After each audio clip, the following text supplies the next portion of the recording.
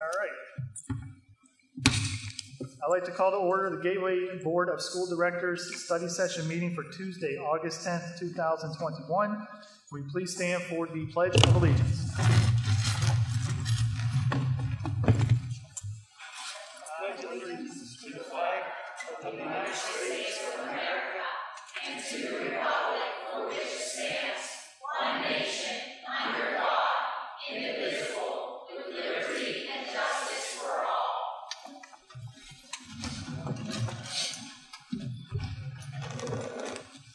Okay, Mrs. Isha, whenever you're ready for roll call. Mrs. Cerrucci. Here. Mrs. Delaney. Here. Mr. Gallagher. Here. Mr. Gottman. Here. Mr. McIntyre. Here. Ms. Mungo. Here. Mr. Ritter. Here. Mrs. Warning. Here. And Mr. Williams. Here. Okay, we're going to start with... Mr. President, before you begin, can I just acknowledge a couple of distinguished guests that are in the audience, if you feel it would be appropriate? You said no, some guests? Yes, in the audience, I want to welcome, we have Judge Sherilyn Allen, who was the first African-American woman to be elected to the Pennsylvania Superior Court in 2007. We have Bishop Joseph Garlington, the founding pastor of Covenant Church of Pittsburgh. And we also have a speaker that was invited here by the community earlier this evening, Dr. Joseph Green, who is here from Harrisburg as a pastor for a Baptist church. So I just wanted to welcome and acknowledge and recognize our distinguished guests.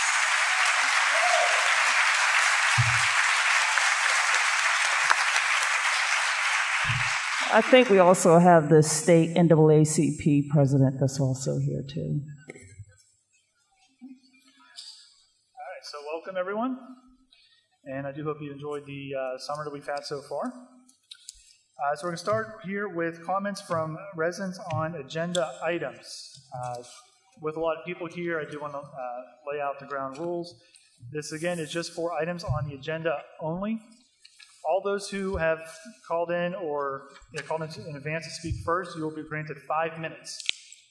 All others who have not signed up previously to speak, you will be granted 3 minutes. And I will be enforcing the time limit.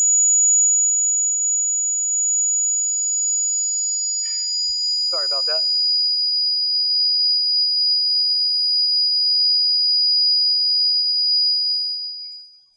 Thank you. Okay. So those who signed up to speak early, they will get 5 minutes. Those who have not will get 3 minutes. And again, I'll be enforcing time limit just because we have a lot of people in the house, and I'd like to make sure that all those who wanted to speak do get to speak. Okay. So we're going to first start off with Mr. Greg Arasinko. And when you come up, please state your name and address for the record. Thank you, Mr. President. My name's Greg Arasinko, and I live at 115 Elmwood Street, Monroeville. I'm here on the action item that this board is considering on censuring Mary Beth Cerrucci. Why I'm very much against that is she's a duly elected official. She has every right to speak and say she answers to nobody up to you, none of you, the administration or any other board member.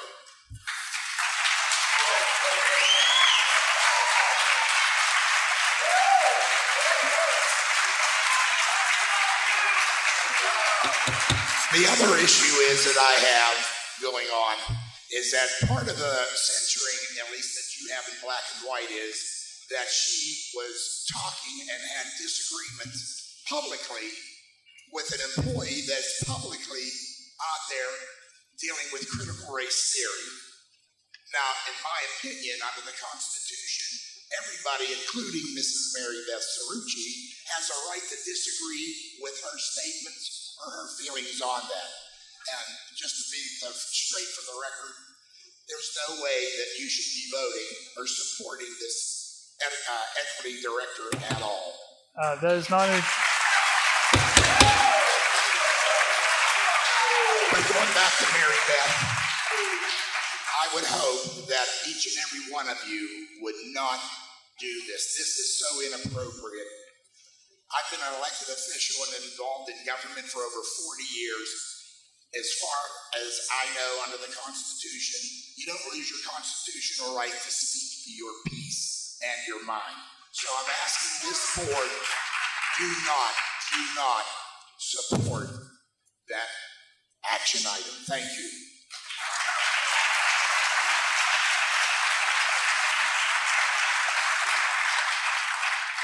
Thank you, Mr. Arasinko. Up next, we have Ms. Danielle Harrison.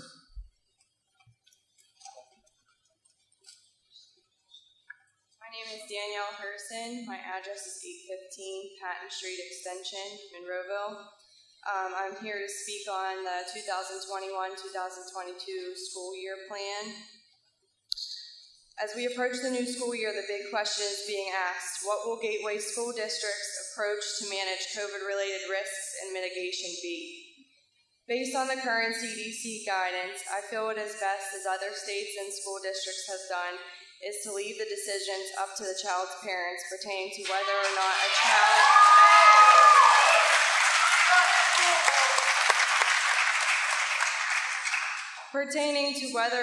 child needs to wear a mask at school.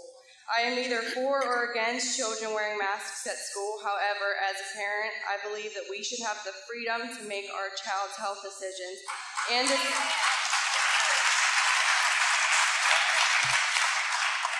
to decide what we feel is best for our child's health. With that being said, as the CDC guidelines and guidance are stated, recommended, not required, nor required by any state laws or bills, therefore not mandatory.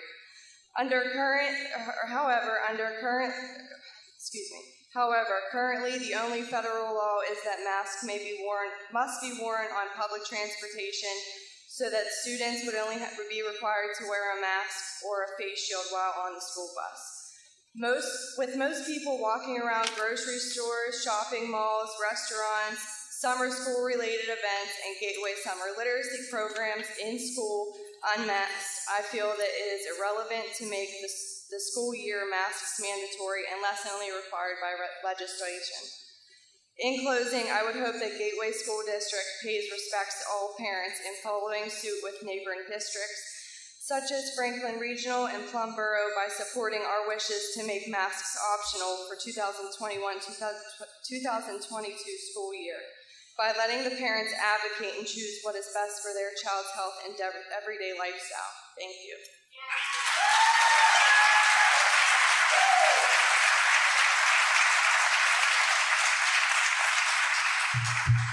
Thank you, Ms. Harrison. Up next, we have Ms. Brittany Delancey.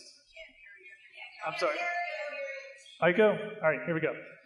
I do apologize. It's the tech up here in the auditorium is not as good as our boardroom, so please just bear with us. So again, I said thank you to Ms. Danielle Harrison, and up next is Ms. Brittany Delancey. Yeah, the council meeting tonight.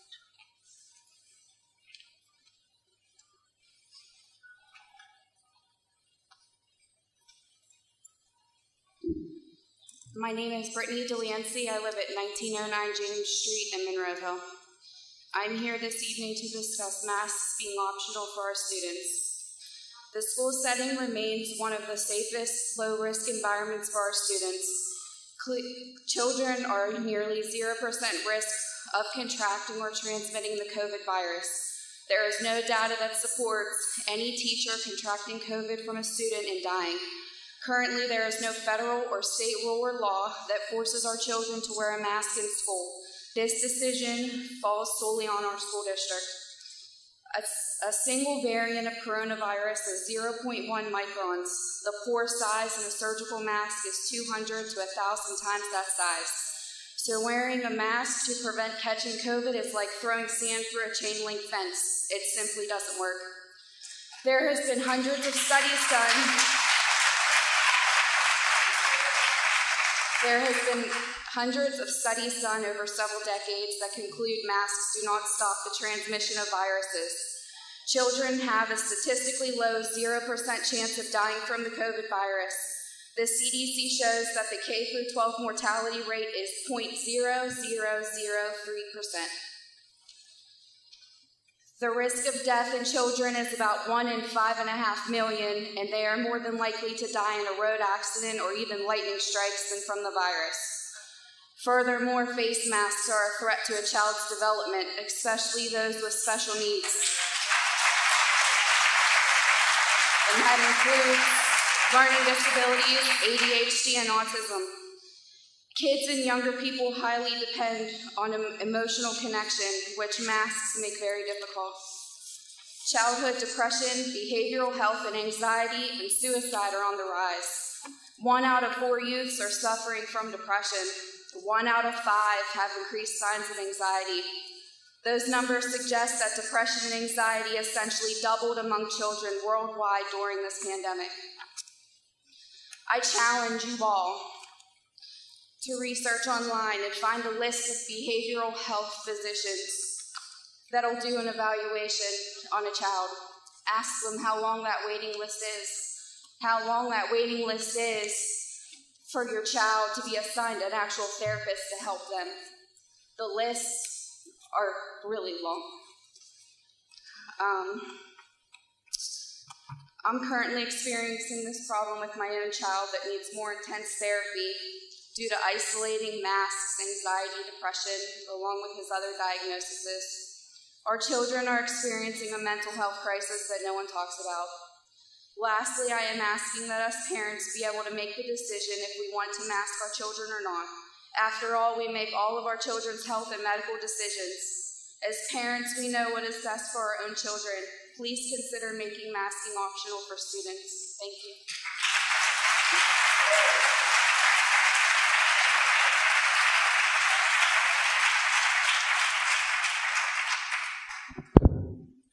All right, thank you, Mrs. Delancey. Up next, we have Mr. Brian Matrazo.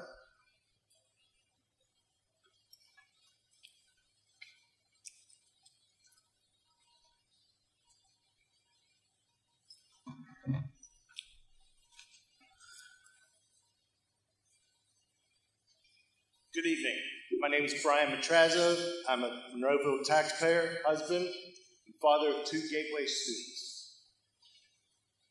I don't even know where to begin. Lies, excuses, backdoor deals, deceit. I don't know if I'm at a Gateway School Board meeting tonight or on the floor of the House in D.C. For too long, the majority of the members on this board have gotten away with too much. It has become more about personal agendas and campaign promises than it has about our children and the taxpayers of this community. I believe your talk is regarding the board members' conduct and also... Yes, I'm getting to that. Okay, I would like to keep decorum in this room as much as possible, please. I don't know what you mean. That doesn't even make sense. So, okay, here we go. Mr. McIntyre, tonight you have proposed a resolution to censure Mrs. Cerrucci. For what? For challenging an educator in our district to support CRT. Mrs. Cerrucci is also a parent of this district. The same educator who's on local talk shows and live streams and talking about CRT any chance that she gets. The same educator who wrote her thesis on CRT. The one that you made a campaign promise to for a full-time equity position. The one that Mrs. Delaney sits on the grant board for. The position in which everyone in this room knew was promised to before Mrs. Cerrucci even knew that she was a candidate for this position. But you know what the most mind-blowing statement in your resolution is, Mr. McIntyre? The one where you state that Mrs. Cerrucci has caused this district an embarrassment. You can't be serious right now. Sir, you embody everything that a parent has raised their child not to be. You are rude, foul, unprofessional, demeaning, and a fool. That is enough. You can cut the mic. On July 22nd, I sent an email regarding requesting your immediate resignation for a social media post in which you told another resident of this community, and I quote, to go eat a dick. Ladies and gentlemen, a sitting board member who represents this district and the children of this district told another resident to go eat a dick. All right? You don't know if this person was black, white, male, female, gay, straight, or maybe you do and you just don't care. All right? But you sit here tonight, you're on your phone, maybe you're trolling somebody else on social media. I don't know. But do you know why he was so unhinged? Because somebody questioned whether the president of this board currently resides in Monroeville. That is what prompted Mr. McIntyre to speak in the way that he did. But I'll tell you what, I have my own questions on that. That is not an agenda item. I'm just saying. Nope. Your votes have increased my taxes by 3.6%. It is not an agenda item. Tonight. It is not an agenda item. Now, I know that this doesn't embarrass Mr. McIntyre. Obviously, he laughs. And disturbingly, I think you wear it as a badge of honor. But as a resident of this community and a parent of 2 students in this district, including a young daughter, it sure to hell embarrasses me. And someone would think that it would embarrass the board. But shockingly, only 3 have acknowledged my email requesting your resignation, 2 of which have condemned your behavior. So it leads me to believe that the other 5 actually condone it. Mr. Gottman, your leadership of this board and the control of it over the last several weeks has shown a lack of leadership and a lack of integrity. And I'll tell you what, Mr. McIntyre was speaking on your behalf in defense of whether you lived in this district, and you didn't even respond to my email. So I don't know if you condone that, or I don't know if you're laying low for a reason. Lastly, since this resolution to censure Mrs. Cerrucci seems to be around the topic of CRT, 30 seconds. I'm not here to change anybody's message or thinking about CRT, but I'd like to point this out. We have a sitting board member, Mrs. Delaney, who publicly and repeatedly has encouraged our educators in this district to read books by Marcus author Ibram X. Kendi, who some people affectionately refer to as the king of CRT. For those of you that don't know Mr. Kendi's books, he is a dangerous man, a man that lives every day of his life thinking and talking about racism, a man that openly said he hates white people and called them the devil. All right, time is up. Time is up, Mr. Matrazzo. Thank you.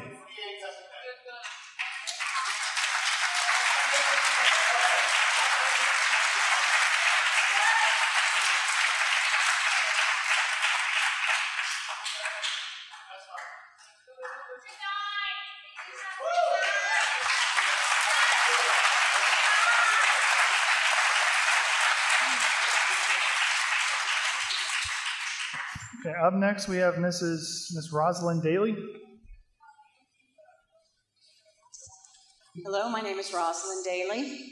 I live at 209 Garden City Drive, Monroeville. So, regarding what we've just heard and the suggested censuring of Mary Beth, I ask myself, why would you censure Mary Beth while overlooking your own disgusting words on a public forum? Well, that is a perfect indication of where you're at. You call evil good and good evil. You overlook the disgusting words of a school board member on a public forum. His words were evil, and your neglect to deal with them is likewise wrong and irresponsible. What Mary Beth did was good. She informed the people about this full-time equity director position that you had unrighteously, I could say inequitably, hidden from the people. Transparency is crucial. But you pushed this full-time position without notifying the public nor seeking adequate public input. We want to have a say. Don't hide things from us. Don't push things through. Perhaps the answer to this question of why you're censuring or seeking to censure Mary Beth Cerrucci, which is just mind-blowing, is that you know that what you're doing with this equity position is wrong. But you have to make it look like the opposite, so you censure the person doing the right thing by exposing it. From what I've heard, you've already got a part-time equity position, and this person is already steering the administration and students in the direction of this very dangerous critical race theory, perhaps, and I want to take that back to some extent, that perhaps others can use that position and steer it in that direction. This is a very dangerous critical race theory, which we know is racist itself. Isn't that the epitome of evil? What calls evil good but evil itself? You have no scientific proof, only your theory that this will do any good. We've been hearing about theories for decades, haven't we? The American school systems, we're tired of it. Meanwhile, it makes all it draws into its clutches to obsess over race and so-called injustice. Excuse me, ma'am. The CRT is not part of the agenda. It's part of this issue with Mary Beth. It's not part of the agenda. Sir, you are our servant. We are your master. I am not done. That has never been this kind of theory that draws its We're done. to We're done. obsess Next person. over race. I've asked for decorum, and we are now calling people masters and.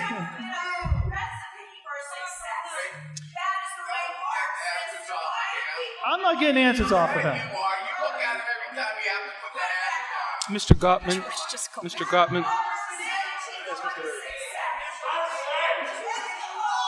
Mr. Gottman.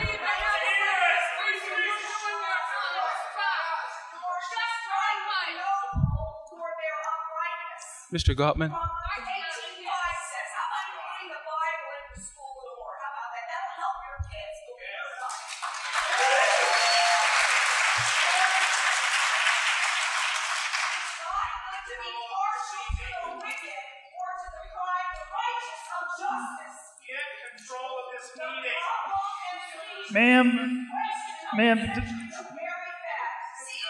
Ma'am, your time is up.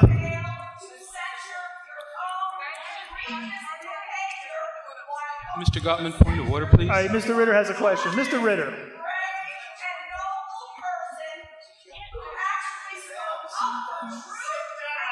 Ma'am, please have a seat. Please have a seat.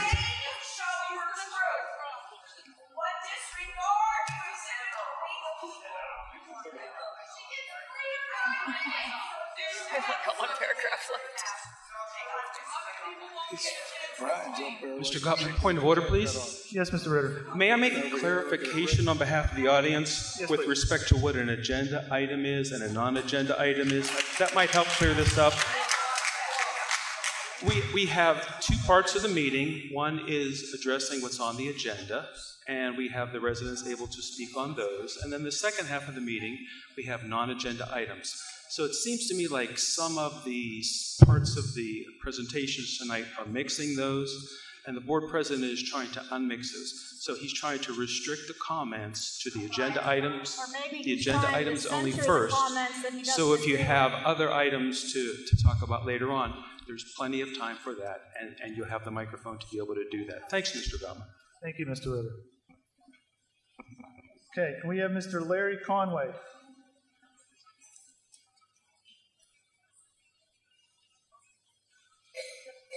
Good evening, everyone. My name is Larry Conway. I live at 932 Harvard Road. The school board's recent call to censure Ms. Carucci because she questioned the board's 5 out of 9 decision to recommend that a full-time equity director be hired is nothing more than a sophisticated form of cancel culture. I support Ms. Carucci. This proposed action is un-American, violates her right of free speech, not to mention the fact that this recommendation to hire was made with no consideration of the new school budget, which wasn't issued at the time, was made with no debate by the board, was made without a position description of what the position really was. It was made with no discussion or input from the parents or concerned taxpayers. I consider the board's action in this matter to be quite brutish. I would remind the board members who voted for this full-time equity director that they will be up for election or for re-election this November. I therefore call on the board members to reconsider their vote to hire a full-time director until such time as a proper debate on the subject is concluded with agreement by the parents and the taxpayers. I also just learned that Gateway has already had a part-time equity director for the last 6 years. I had to ask, what did the efforts of this part-time director actually do? Excuse me, sir. The equity director, once again, is not on the agenda item. So we were focused on agenda items, which is as you're talking, the censorship of Miss Mary Beth Cerrucci. You censored Ms. Cerrucci because of the equity issue. No. You brought the issue together. No. You brought the issue together, not me. No, we did not. I just have a few words. What did the efforts of this part-time director actually do in the school setting, and how has it worked out for the students?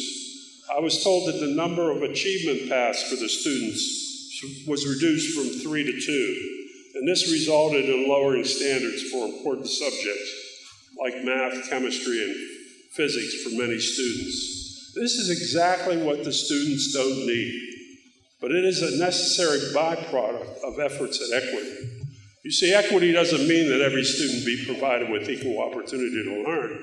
No, equity means that each student should have equal outcome. The best equal outcome would be to maintain school standards and not impact achieving students, but most importantly, improve efforts to raise non-achievers into higher academic rungs and use this as the standard of success for your efforts. I think this board, in conjunction with the teachers, identify, with or without a full-time equity director, how the district can best serve all the students, high, middle, and low achievers. We have the entire Gateway school system, teachers, aides, administrators, a $70 million+ budget, and the school board at our disposal to improve student achievement, all students. But if we identify equity as equal outcomes, by favoring some while depriving others, as many people think it will, can a new full-time director improve the non-achieving students, improve the average students, while continuing to challenge the high achievers? I don't think so. Equity for the sake of equal outcome can only be achieved by lowering the bar, lowering school standards. This will require dictating which students get favored and which students get deprived of what they deserve. This equity director will obviously be the arbitrator, the dictator, in a tyranny against many of the students, and you, the board, are directly complicit. One of the main reasons I asked to speak tonight is because one of my grandsons, Jordan, is a mixed-race child.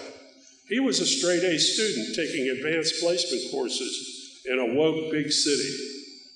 He received a scholastic scholarship to a prestigious private college. He soon realized he had been lied to.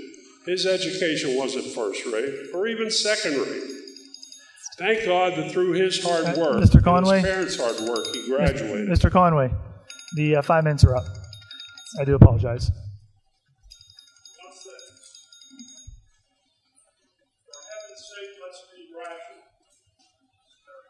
Okay. Mr. Thank you. Hoffman, it's usually courtesy when the alarm goes off to allow them a 30-second closure, not just cut their mic and cut them off. I would respectfully ask that you give our constituents the First Amendment to the United States Constitution, which specifically allows them to petition the government for a redress of their grievances. We are the government, and they are the citizens, and we should be allowing them to that opportunity to address their grievances with us. And in the And in the end, Mrs. Cerrucci, it is the President Gottman's meeting to operate how he chooses to. It was only a suggestion that we politely allow them a closure rather than cut the mic.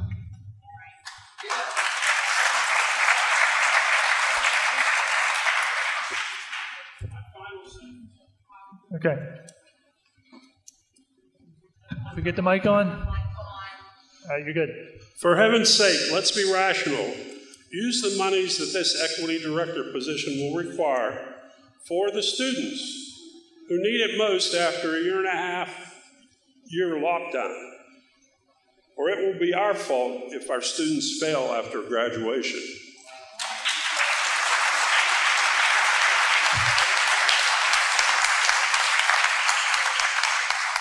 All right, thank you, Mr. Conway. And last signed up speaker is Mr. Joseph Garlington. Yes, he actually is a resident, but I think he had to go. He had to leave. Okay, very well then. All right, so now, on to the agenda. All right, we are going to move on to the agenda. It should be Section B, Bills and Financial Reports. Mr. Schott. Anyone else want to speak on agenda items? Mr. Gottman. Section B this evening, we have the financial report specifically for listed bills for the month of July 2021. This particular list was approved at the June meeting. We are including it in the agenda just so it is also officially acknowledged. And also the Section B1 list of bills for the current month, August 2021. We present both those this evening for the board's review. Please note that for the next meeting, we hope to be able to add Section B2, which is the list of financial statements for the month of June 2021 and also for the month of July 2021. Okay, thank you, Mr. Schott. Do we have any questions or comments on Section B? Okay, seeing none, we're going to move on to Section D, items tabled. Mrs. Warning? Yes, thank you, Mr. Gott. Thank you, Mr. Gottman. As far as this resolution for the Sunrise School roof, I would still like to continue to table it, but I'm not sure. I want to say something real quick. We have been meeting through Sunrise, and looks like that we are going to be ending up in court, and hopefully this problem will be resolved. So I can explain that later. Thank you. Okay, thank you. And we have another item that was tabled at our Tuesday, June 15th meeting. It is the approval of the Tricog Land Bank's notice of intent to acquire 2 Monroeville properties located within the Gateway School District. Does anybody want to untable this item? I move to untable. Okay. We have a motion by Mr. Gallagher, second by Mrs. McIntyre to untable item 2. We could roll call, please. One moment, please. This is to untable. Mrs. Delaney. Aye. Mr. Gallagher. Aye. Mr. Gottman. Aye. Mr. McIntyre. Aye. Ms. Mungo. Aye. Mr. Ritter. Aye. Mrs. Warning. Aye. Mr. Williams. Aye. Mrs. Cerrucci. Aye.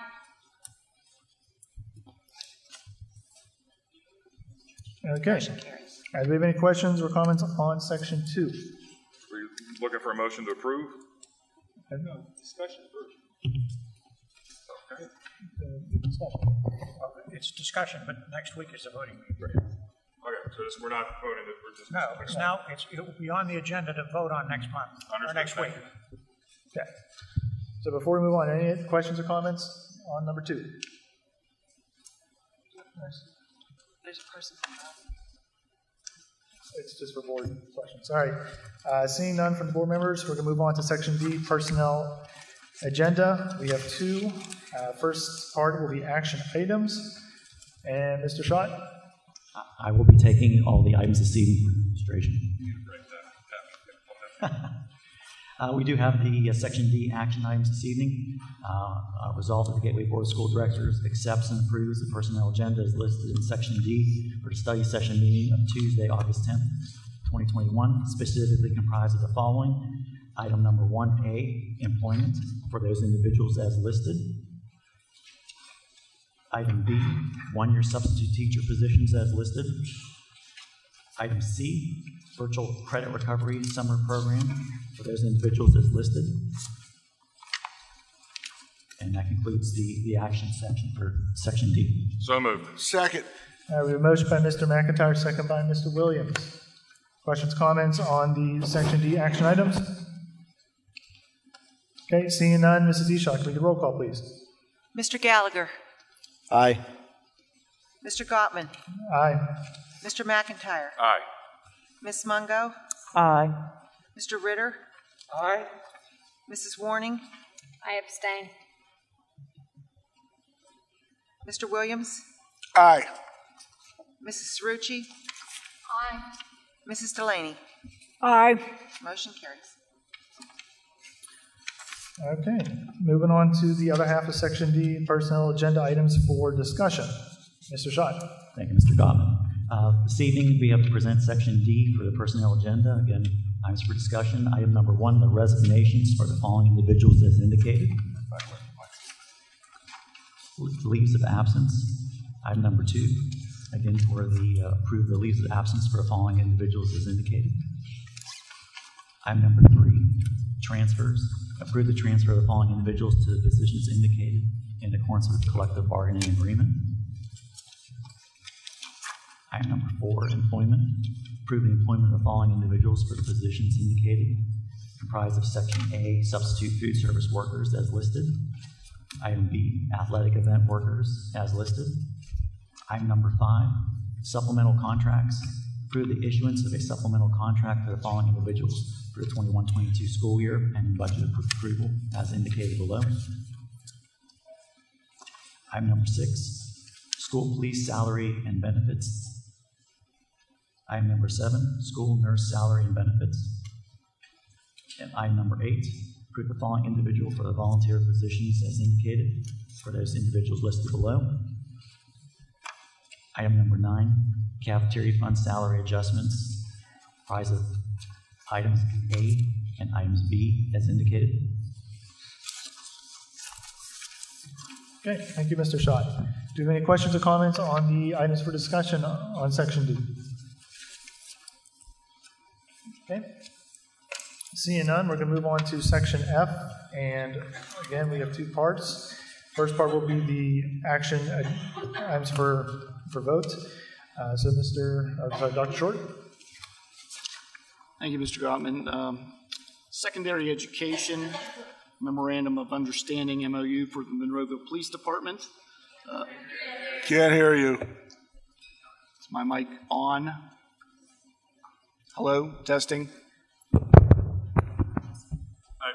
To explain, there's one gentleman up with the soundboard. He has to turn each mic on and off individually to avoid feedback. Yeah, Mr. Schott. I'll do it. Sometimes they're across the room from each other. So we apologize for the delay in the sound. I'll take care of this, Dr. Short. Again, Section F, this is for action item. Resolve the Gateway Board of School Directors approves and authorizes appropriate the following items 1 through 4 as listed in Section F Administrative Report at the study session meeting of Tuesday, August 10th, 2021. Specifically, under secondary education, item number 1, the Memorandum of Understanding, or MOU, with the Monroeville Police Department, which is depicted in Exhibit A. Item number 2, policies for 30-day public display. Approval to place the following revised policies on 30-day public display as indicated below. Item number 3, approval of submissions for the Municipality of Monroeville, comprised of item number 1, a developer's agreement for public and site improvements. And item number 2, stormwater management practices, operations, and maintenance agreement for Gateway Middle School additions and renovations project as listed in Exhibits B and B.1. Item number 4, approval of the submission for the Pennsylvania Department of Education, PlanCon Part G, project accounting based on bids for Gateway Middle School additions and renovations project as depicted in Exhibit C. All right, thank you, Mr. Schott. Welcome. So moved. Second. All right, motion by Mr. Williams, second by Mr. McIntyre. Do we have any questions or comments on Section F action agenda items? Okay, seeing none, Mrs. Ishak, can we get a roll call, please? Mr. Gottman. Aye. Mr. McIntyre. Aye. Ms. Mungo. Aye. Mr. Ritter. Aye. Mrs. Warning. Aye. Mr. Williams. Aye. Mrs. Cerrucci. Aye. Mrs. Delaney. Aye. Mr. Gallagher. Aye. Motion carries. Okay, now we're going to move on to the other half of Section F, items for discussion. Dr. Short? Thank you. No. I'll take this as well. Mr. Schott? No problem. Again, Section F, these items are for discussion and presentation this evening, comprised under elementary education. Item number 1, Title I agreements, as indicated below and is depicted in Exhibit A, and also as in Exhibit B. Item number 2, educational agreements, as depicted below, is depicted in Exhibit C and Exhibit D. Under secondary education, item number 3, student teaching affiliation agreement, as depicted in Exhibit E. Item number 4, American Red Cross agreement, as depicted in Exhibit F.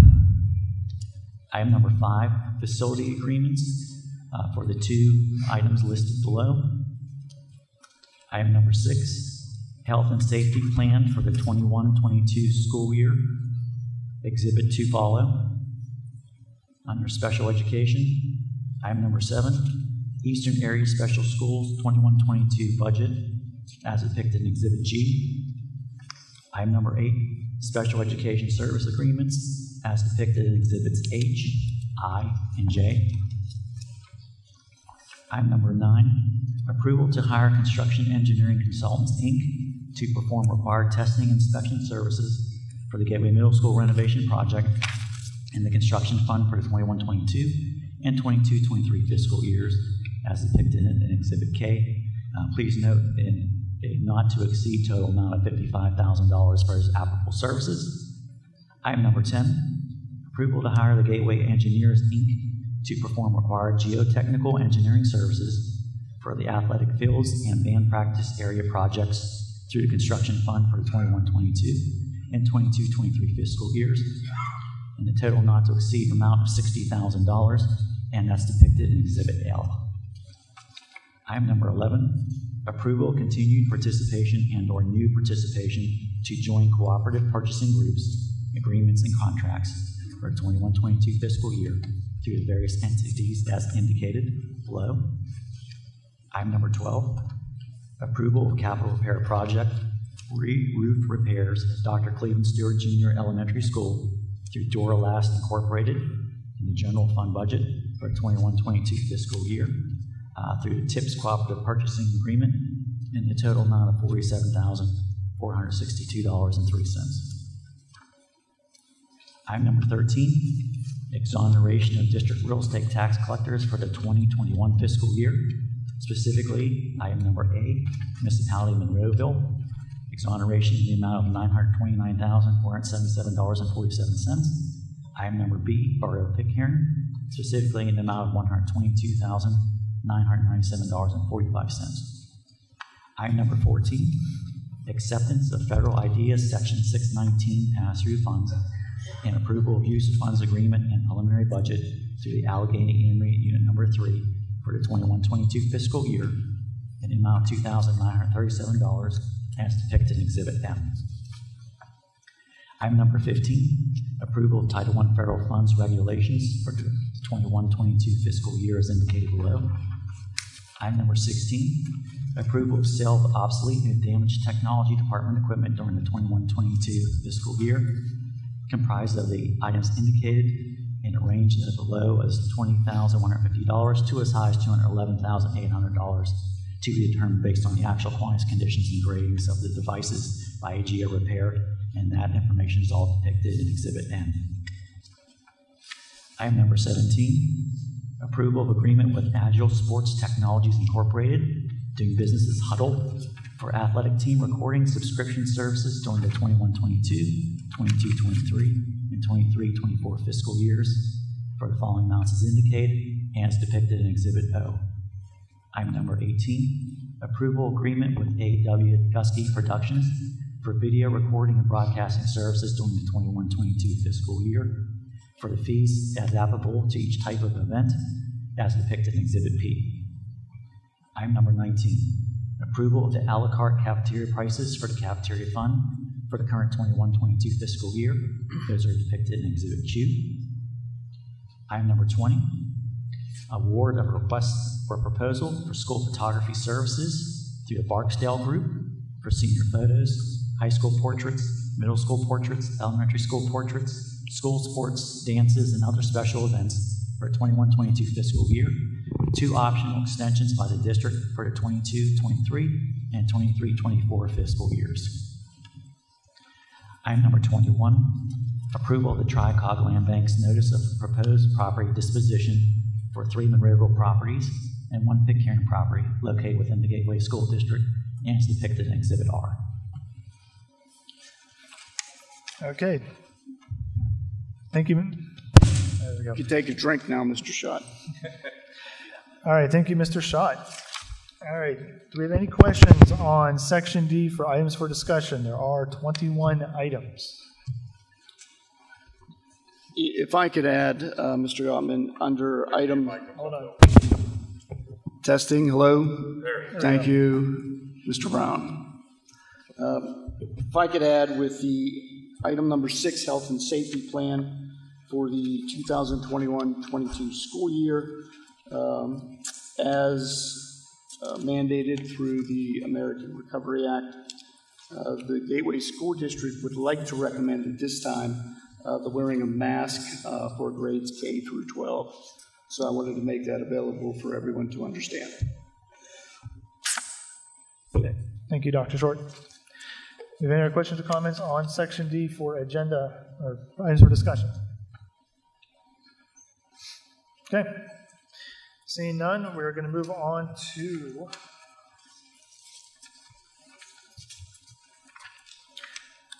Section G, resolutions presented by board members. And for this evening, there is 1 resolution. And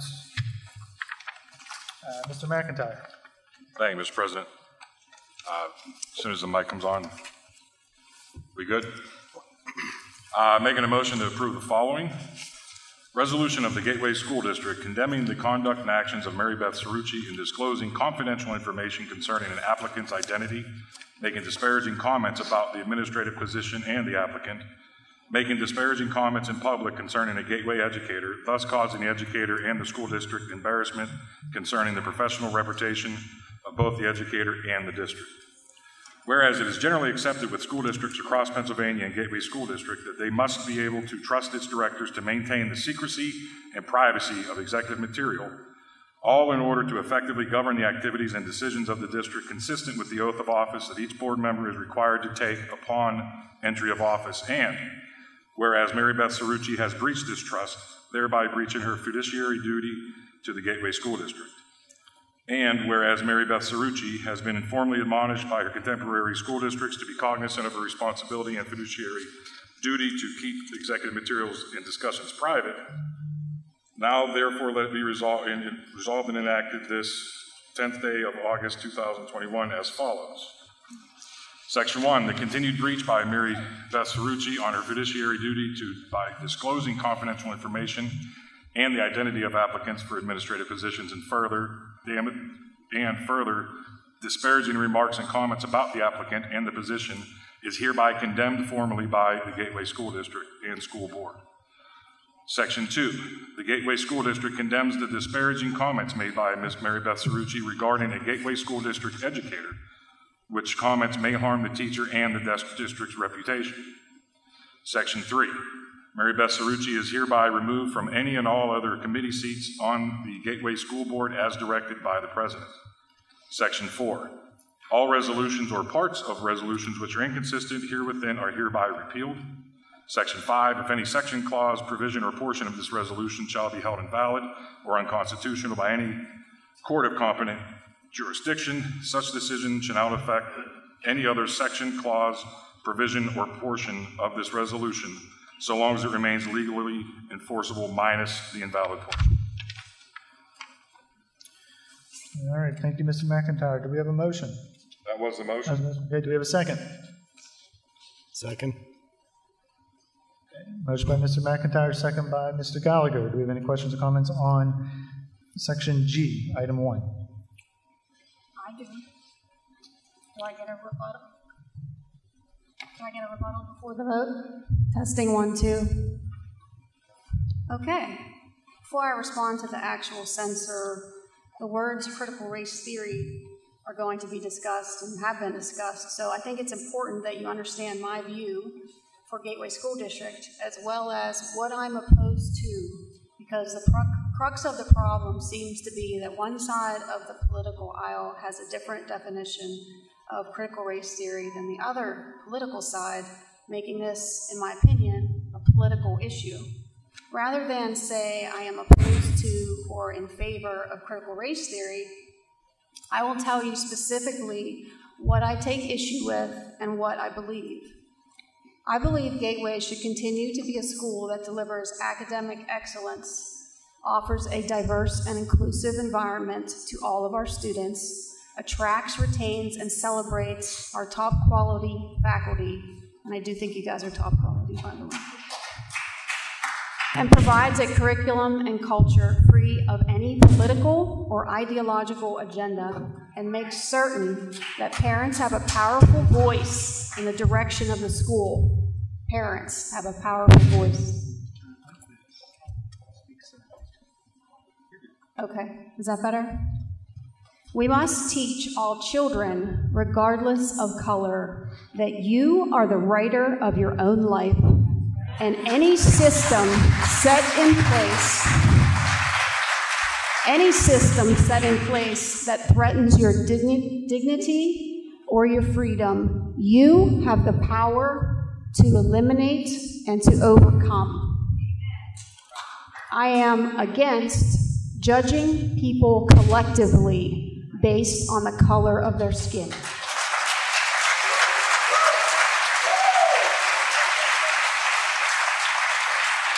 I do not believe that all black people are oppressed, nor do I believe all white people are oppressors.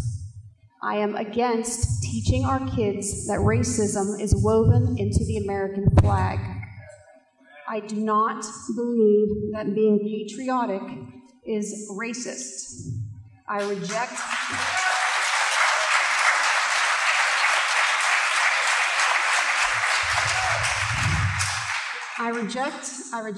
okay, waiting for the mic to come on. I reject the idea that America is systemically racist, although I do believe that individual acts of racism occur. And lastly, my race describes me, it does not define me.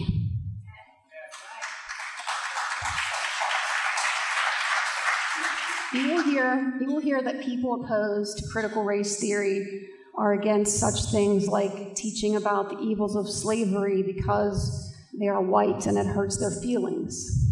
That is not true at all, just like I'm not against teaching of the evils of Nazi Germany because I am German. Writer and philosopher George Santayana is credited with saying, "Those who cannot remember the past are condemned to repeat it. History should be taught so that these things are not forgotten and never repeated." I do not believe that teaching Black history is synonymous with teaching critical race theory, nor am I against students having examples in texts or role models who look like them. These are untruths that I take offense to that were spoken in the interview I referenced in my comments, for which I am being censured. Now, I would like to respond directly to each of Mr. McIntyre's points of censure. Number one is the assertion that I disclosed confidential information. Well, that is false, because at no time did the board have executive session to discuss candidates for the equity director position. At no time has administration, even up till today, provided the names of candidates who applied. My statement that a certain person who is an employee, was interested in the job, was based on the actions of that person in public, on TV, on YouTube, and also due to board members receiving emails from the community advocating for this person to have the job even before the position was posted. I think it's pretty safe to assume someone wants a job when community members are advocating for them to have it. Making an assumption like this is based on common sense, not confidential information. His second point of censure was that I made disparaging comments about the administrative position. Well, Mr. McIntyre, I have every right to speak out against a position that I do not support. I voted no against it. Our superintendent and our 2 assistant superintendents have repeatedly stated at public meetings in May that this is not a position that they recommend either. You cannot censure me for not agreeing with you. I'm sorry.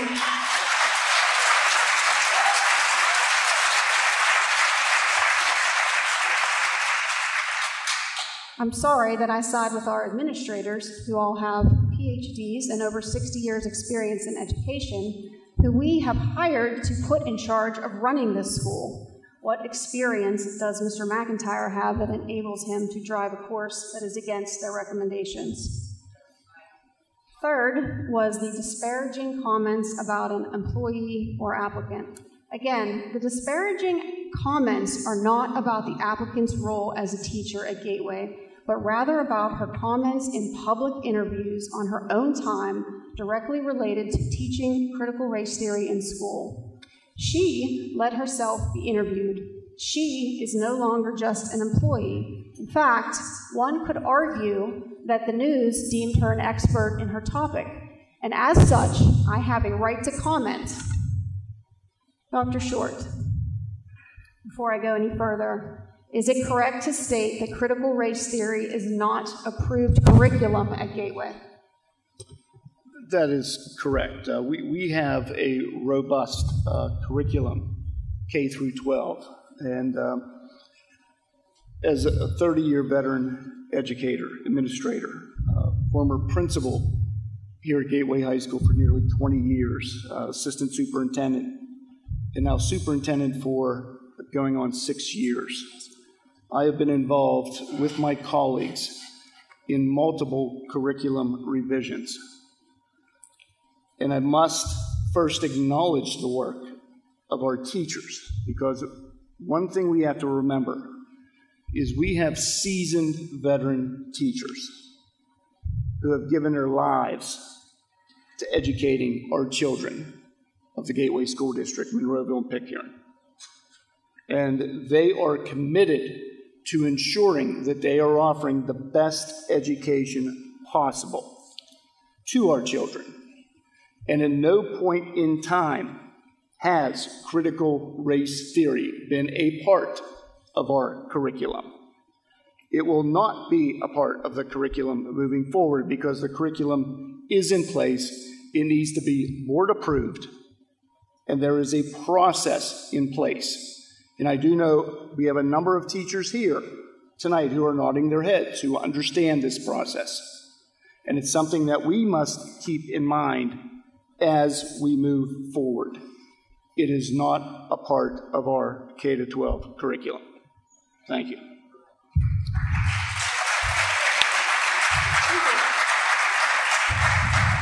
I was just looking for a yes or no, but that was pretty good. Thank you. Any employee of Gateway has a First Amendment right to free speech, but I also have the same right to criticize or publicly disagree with those opinions. Being an employee of Gateway does not protect you from criticism of things you say outside the realm of employment. I was not criticizing this person's job performance, but rather opinions given on a public interview about critical race theory. Let me give you only a few examples of things that I took issue with as stated by this employee on YouTube interview. There are many more, but for the sake of time, I'm going to highlight some. Quote, "We are going back to Jim Crow policies. White people don't want to talk about slavery. People who are against CRT were referred to not by this individual, but by another member of the TV show, maggot brains. Banning CRT is a straight-up attack on Black history and is in itself racist. Banning CRT means only whiteness is allowed here. The interviewee also says that PA legislators want to ban discussions on equity, inclusion, and slavery, and they are trying to legislate white supremacy, and the proposed bill would make it illegal to talk about the war on drugs, war on poverty. The bill does not say those things, and I have a copy of the bill with me for anyone who would like to read it.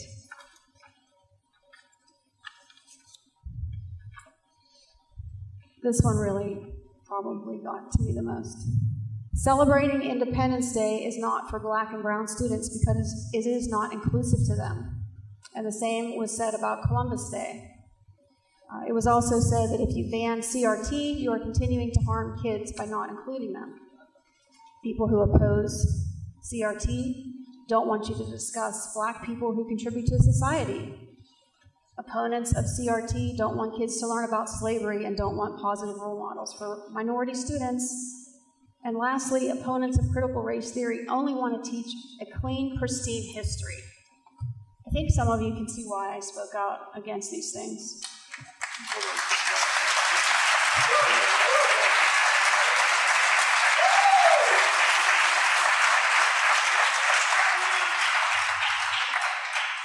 I just want to say regarding Independence Day, too, I think because I have several family members who served in the military and are currently serving, the Independence Day comment affected me.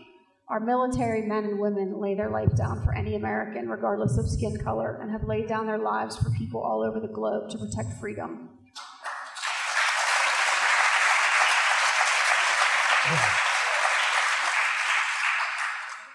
I understand that you want to celebrate Emancipation Day, Juneteenth, and I have no problem with that. But they are not mutually exclusive to not celebrating Independence Day, which is the great birth of our country. And freedom is the foundation of our great country. So I stand behind my comments that condemn those above statements as being divisive and untrue of someone like myself, who does not believe this political ideology belongs in public school. Lastly, thank you for your patience. I would like to move on to the final accusation, number 4, causing the educator and school district embarrassment concerning the professional reputation. Mr. McIntyre wants to censure me for causing the district embarrassment. This is hypocrisy at its finest.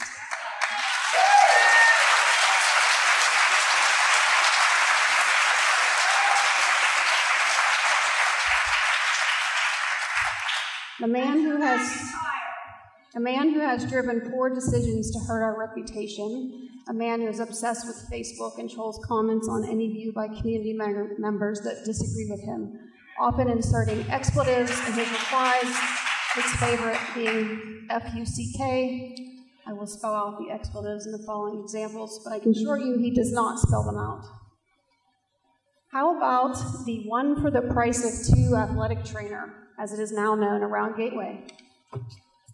Mr. McIntyre ruined a relationship with Allegheny Health Network and Forbes Hospital, embarrassing Dr. Short when he convinced 4 other board members to vote against administration's recommendations for Allegheny Health Network to take over trainers, costing the district probably hundreds and thousands of dollars in future projects that were on the table for discussion and partnership with Allegheny Health Network.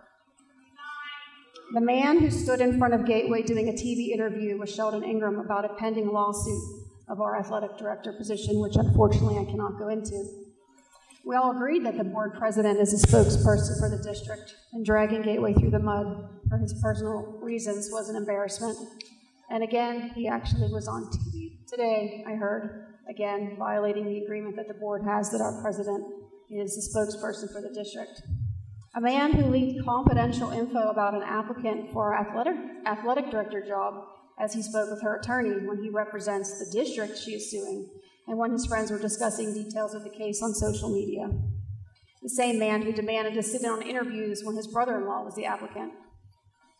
A man who said the following things on Facebook to constituents regarding discussion on our safety plan when describing the term social distance to the greatest extent possible. He said, "It doesn't mean we say F-U-C-K it pack up the building and let it fly. A man who also, when asked if he was fake on social media account by myself that was trolling me, I asked him if he was that fake person. He said no. If I was going to FUCK with you, I would be straightforward about it. Shall I give you an example?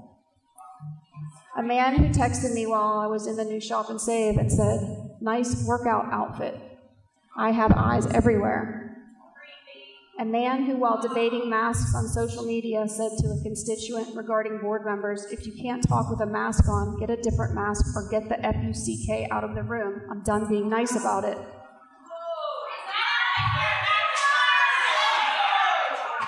Asked Mrs. Warning about the time he got angry at her in executive session and told her to F off and stormed out of the meeting. And most recently, when the residency of another board member was being questioned on another social media site, I don't have to go into this because somebody already did, and he said to that person, eat a DICK and stop spreading full SHIT rumors.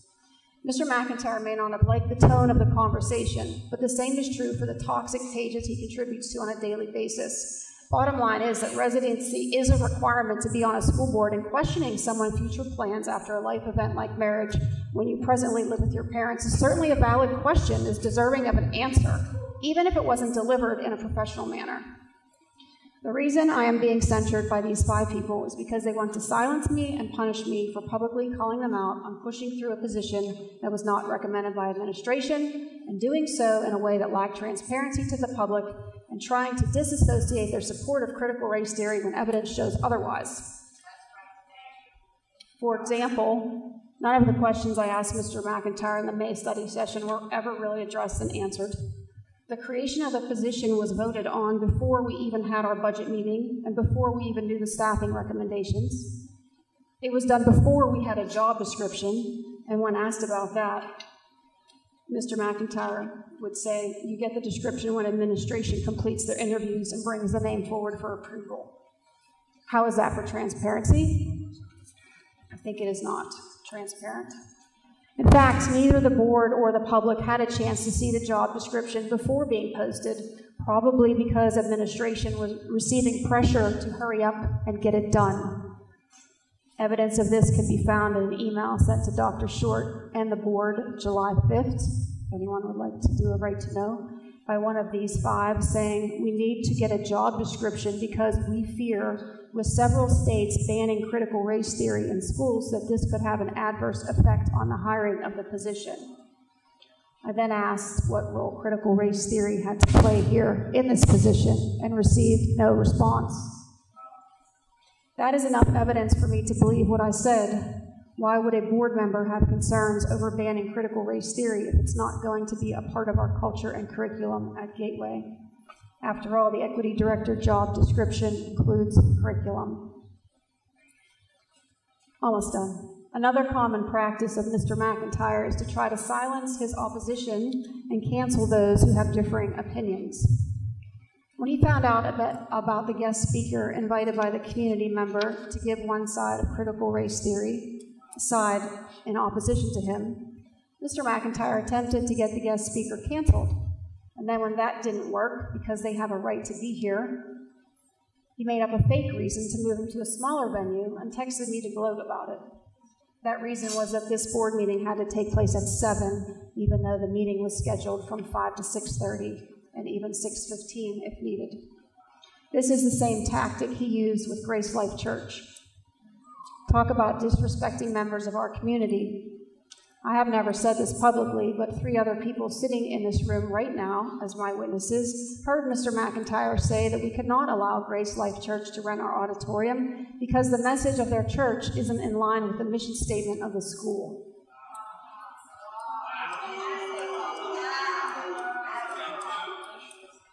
I think anyone in the building that day heard the argument that followed that statement, but then he changed his story to make it about masks and safety. That was only a secondary excuse. And he continued to lie when he asked to meet with the pastor of Grace Life Church to explain to him that he couldn't meet at our school any longer because our custodial staff couldn't handle the extra hours.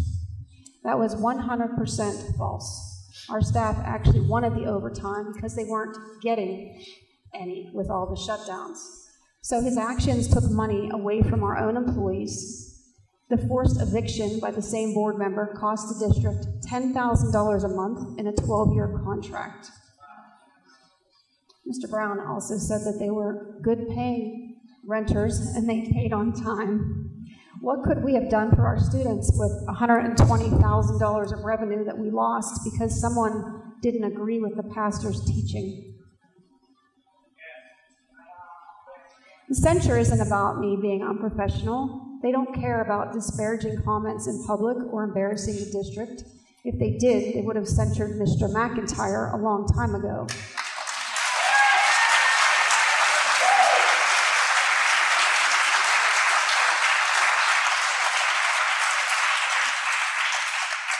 No, this is not about censure. This is about censorship. Censorship and retaliation of someone who disagrees with them and isn't afraid to call them out on their lack of transparency, their backdoor deals, and their hypocrisy. In closing, I would like to argue that it is not me that is in violation of Board Policy 320, but the teacher that I criticized, because the teacher is advocating for unauthorized curriculum at Gateway and gave undeniable support for critical race theory and how it should not be banned and how it is educational malpractice to ban it. And the only argument my board colleagues can come up with is that it's not the same definition of critical race theory. Mr. President, I yield back. Thank you.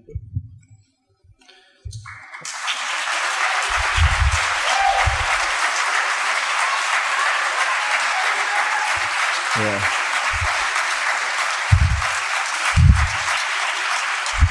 All right, thank you, Mrs. Cerrucci. Do we have any other questions, comments? Mr. Gallagher. Yes. Ms. Cerrucci, I want to thank you for that well thought out lecture. What I would like to note is that a censure is something that I take very seriously.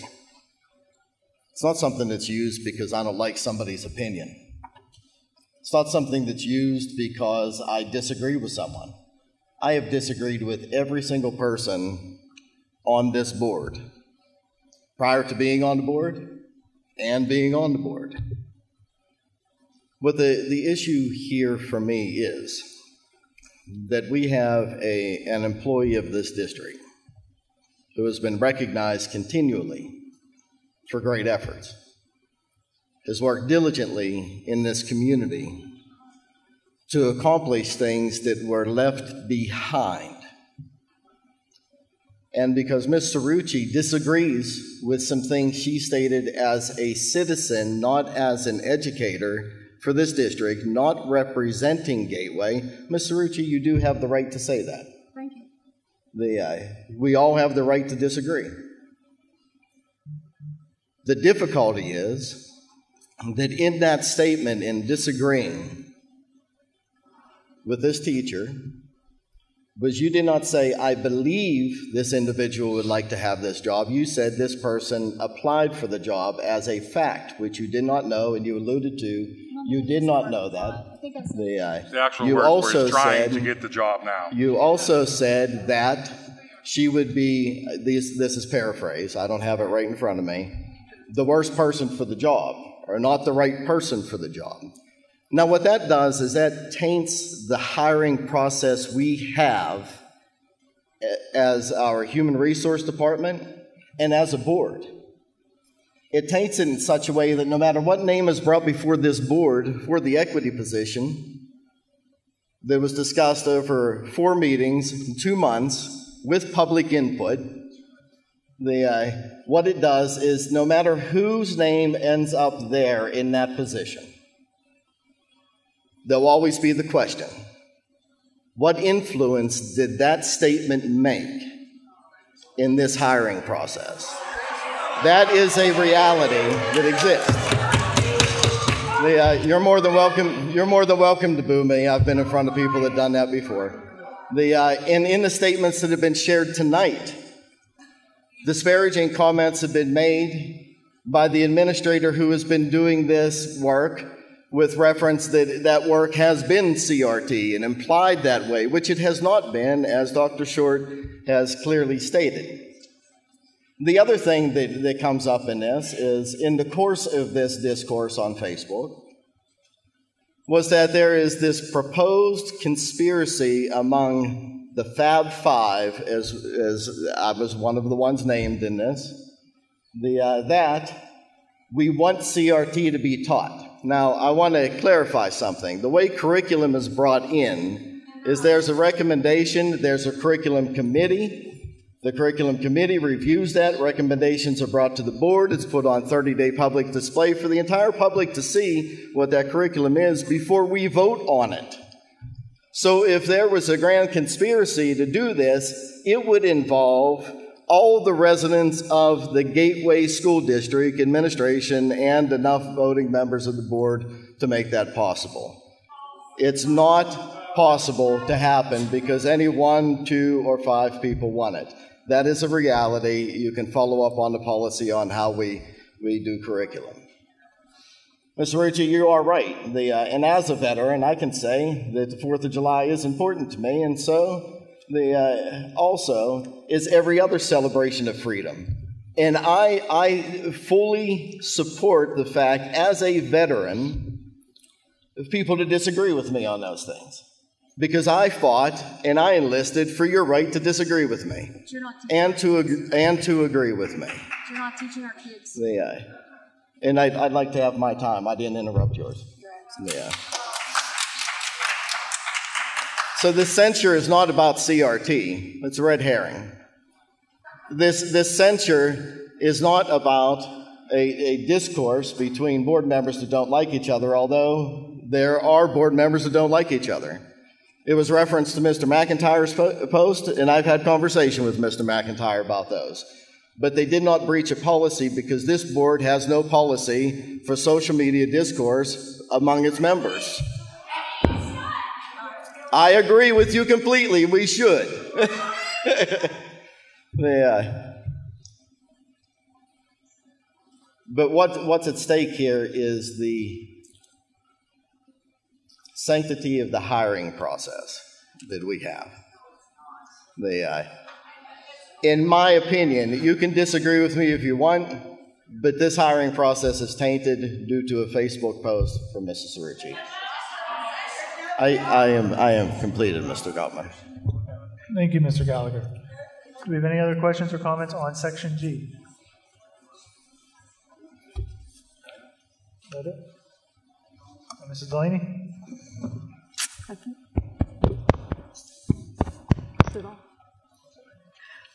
Let me just say that I take offense when any school board member makes disparaging comments about their fellow school board members and employees of the district on social media. I do not agree with everything, whether it's Ms. Cerrucci or any of the others on everything, but I do at least have open conversations with them. I confront them either by phone, either by personal email. I do not use social media as a way of targeting and getting back to people. And we as school board directors should not at all allow that and want it to happen. We are here for these students. I've been an educator for over 40 years, and I will continue to support, and the students come first. All this other stuff is unnecessary.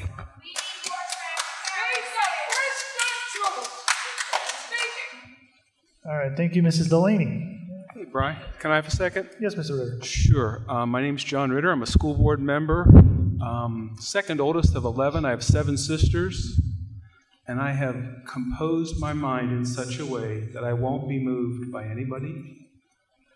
I'll be moved by the truth, and I won't be swayed. And so anybody that's known me over the years, you know that about me. And so I want to say to the Reverend Dr. Gallagher, it is not possible for me to be moved by anything else than the truth or the facts. I'm not bragging. It's not like me to brag. I'm just stating this is how I've arranged my mind. So there's a lot of nonsense that's going on from time to time on this board and past boards, and it'll occur in the future again. And so I would encourage everyone to calm down, take a breath, do what's right, and then move on. Okay. Thank you, Mr. Ritter.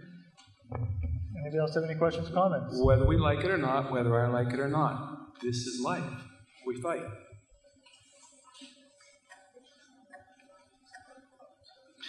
Thank you, Mr. Ritter. Last call for any questions or comments on Section G. Yeah, I think I have a few things. All right. As soon as we got the mic up. Okay. First, I don't know how two people can watch the same interview that was posted online and come up with two such drastically and diametrically opposed vantage points of what was actually said in that interview.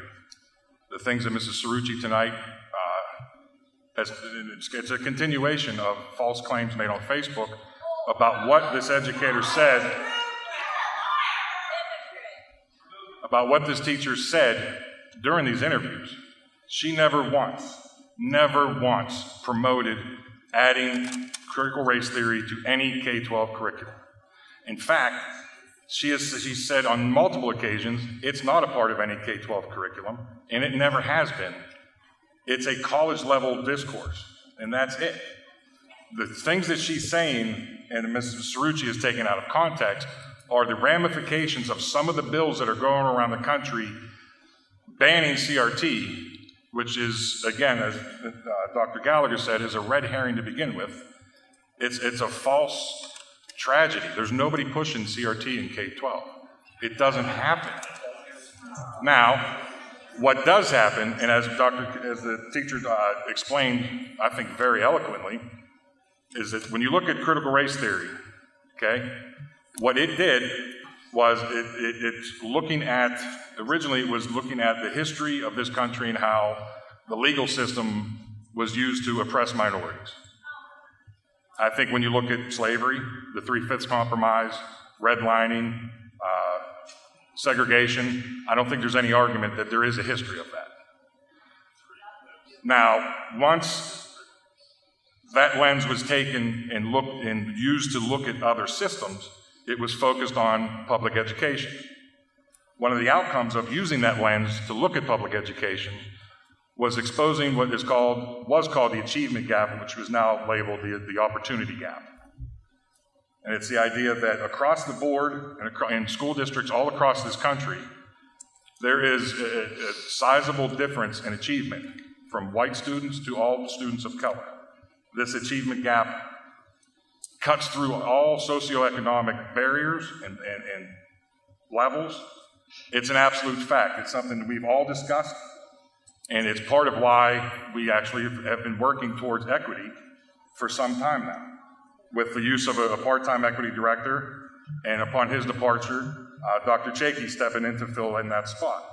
Part of what we're doing to help eliminate that gap is a byproduct of the CRT. It's not teaching critical race theory. Critical race theory exposed the achievement gap. The achievement gap made educators say, how can we fix it? One of the solutions was culturally responsive pedagogy. Now, this whole critical race theory has been around for 40 years. All of a sudden, it's a problem. All of a sudden, everything tied to equity is being now tied to critical race theory. And again, it's an absolute red herring. Now, what she's talking about in that interview is some of these, the bans and anything associated with critical race theory would possibly eliminate culturally responsive pedagogy. That's what she's talking about. She never once suggested that CRT should be taught in the schools. She never once pushed to have it taught in the schools. She knows well how the curriculum process works here. The argument here is not about critical race theory, and it shouldn't be. The argument here is about whether or not Mrs. Cerrucci's actions and words online violated school, district policy. Now, I'll get to that. Folks, I promise you, I will get to it. So, hey, I got lectured for 15 minutes for Mrs. Cerrucci. I just expect the same courtesy in return. Ladies and gentlemen, Mr. McIntyre has the floor, just like Ms. Cerrucci has the floor. Please let him finish. Hey, I played against a crowd of 30,000 hostile people in college. This is not a problem. So, please continue your... The question here is whether or not her actions and words violated policy.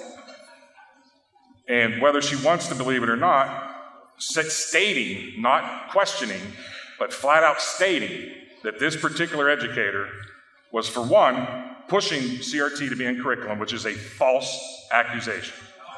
Two, stating that she was promised a position and that she's now trying to get that position, which is this equity position. That, one, is a false accusation. Two, is a breach of confidentiality. We do not talk about candidates before, outside of the executive session. Now, granted, we did not have an executive session, as Mrs. Cerrucci stated, but that does not mean it's not executive material. Now, what she calls the executive material that she says I leaked was not executive material. I don't think that comment from the former board member would constitute executive material. So, I can't even remember all the other list of accusations you threw at me here, but again, I don't know how you saw the same thing that I did and come up with such a different examination of what it was. But flat out, you do have a First Amendment right, and so does that teacher. However, if that teacher makes disparaging comments about the district or the board, they are subject to ramifications through district policy. So, all right, so, you gonna drop that? Mr. McIntyre has the floor. Please continue.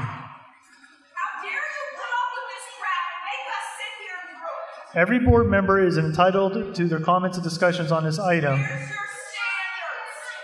Every board member is entitled for their time to speak. Mr. McIntyre has the floor. Mr. McIntyre will continue. I'm trying to apply those standards right now, ma'am, and Mary Beth did not live up to them with her comments on Facebook. She's attempting to draw CRT as a Marxist evil thing.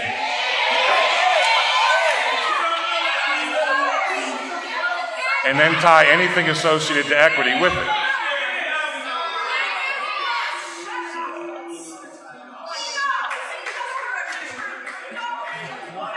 I got one more thing. I wasn't going to do it, but now I have it. You want to vote for me?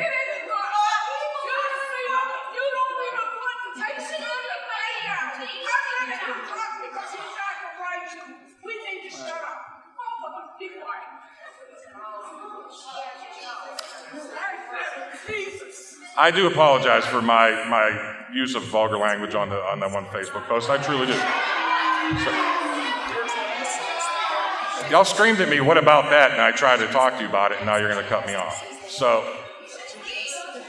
what I was responding to was not somebody questioning whether or not Mr. Gottman lives in this district. This was somebody flat out accusing him of living 100 miles away. Multiple times. This person also went on to suggest that members of the community find out where his new wife works and lives, follows him, and take pictures and send it to the group. So I do apologize for losing my composure briefly. I do care about the facts, and those are the facts.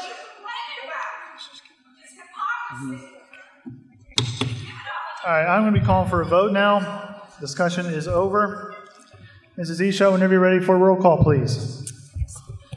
Mr. McIntyre. Oh, Texas size 10-4.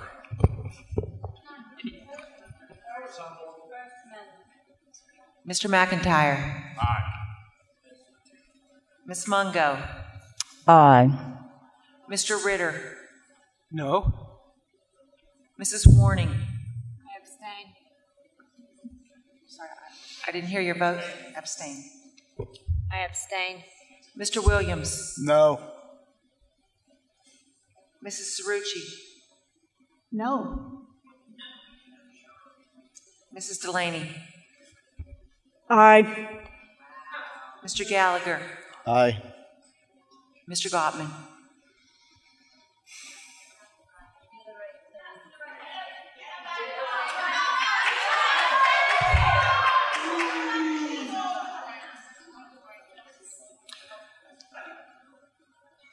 Aye.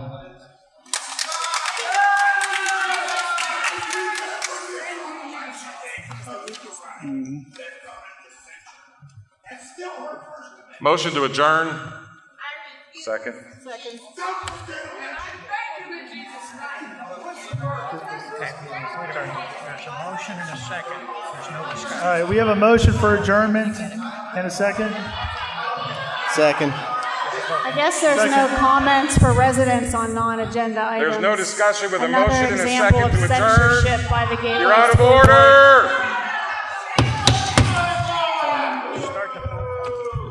We have a motion for an adjournment, and there has been a second. Due to Robert's Rules of Orders, we go immediately to vote. Mrs. Eshaw, a vote, please. Mrs. Isha, we call for a vote, please.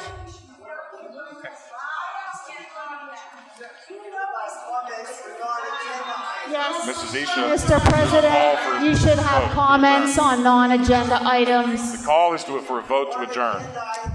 Yes, the call is the vote to adjourn. Mr. Dice can answer. Are you going to censure the public, Mr. President? Hold on. Brian. Hold on. You can go with the ones that were signed up. All right. Hold on, please. Ladies and gentlemen, please. No discussion. As president of the board here, I'm going to make a decision here. And since we do have people signed up, I will allow those and those only to speak, for they have signed up. Now, hold on. Mrs. Boyce, I believe you attempted to sign on for agenda items, correct? I do have your name on the agenda. You do have my name on the agenda? Cheryl Boyce, number 4. Okay. Was my Non-agenda. name, I didn't hear you. Did you call me or? No, under non-agenda I had you. I'm sorry. Oh, no. Well, there was a misunderstanding. What I'm going to, can I talk now, please? Is that okay, Brian? I think we have to vote down the motion on the table, sir. Motion and a second on a vote to adjourn. It's over. Vote on it. You can rescind it. Well, somebody has to withdraw the motion. All right, can we have somebody withdraw the motion to adjourn? We have a motion I and a make the second. motion to withdraw to adjourn. Okay, is there a second to withdraw the motion so we can hear out those who have signed up to speak? Please. Are you asking for a second I don't know what the on a motion to withdraw the motion? Yes. John makes that motion. John seconds the motion. Okay. Vote on that. Now, we need a roll call to rescind the motion to adjourn. Mrs. Eshaw. We'll vote on the first motion. We don't need to vote on it. No. Vote on the second motion first. Withdraw. Vote on the motion to rescind first. What are we voting on? Roll call, Motion please. on the table. The What are we motion voting the floor on? right now is to rescind the motion to adjourn. That's correct. It's Correct. second. Now it's a roll call vote.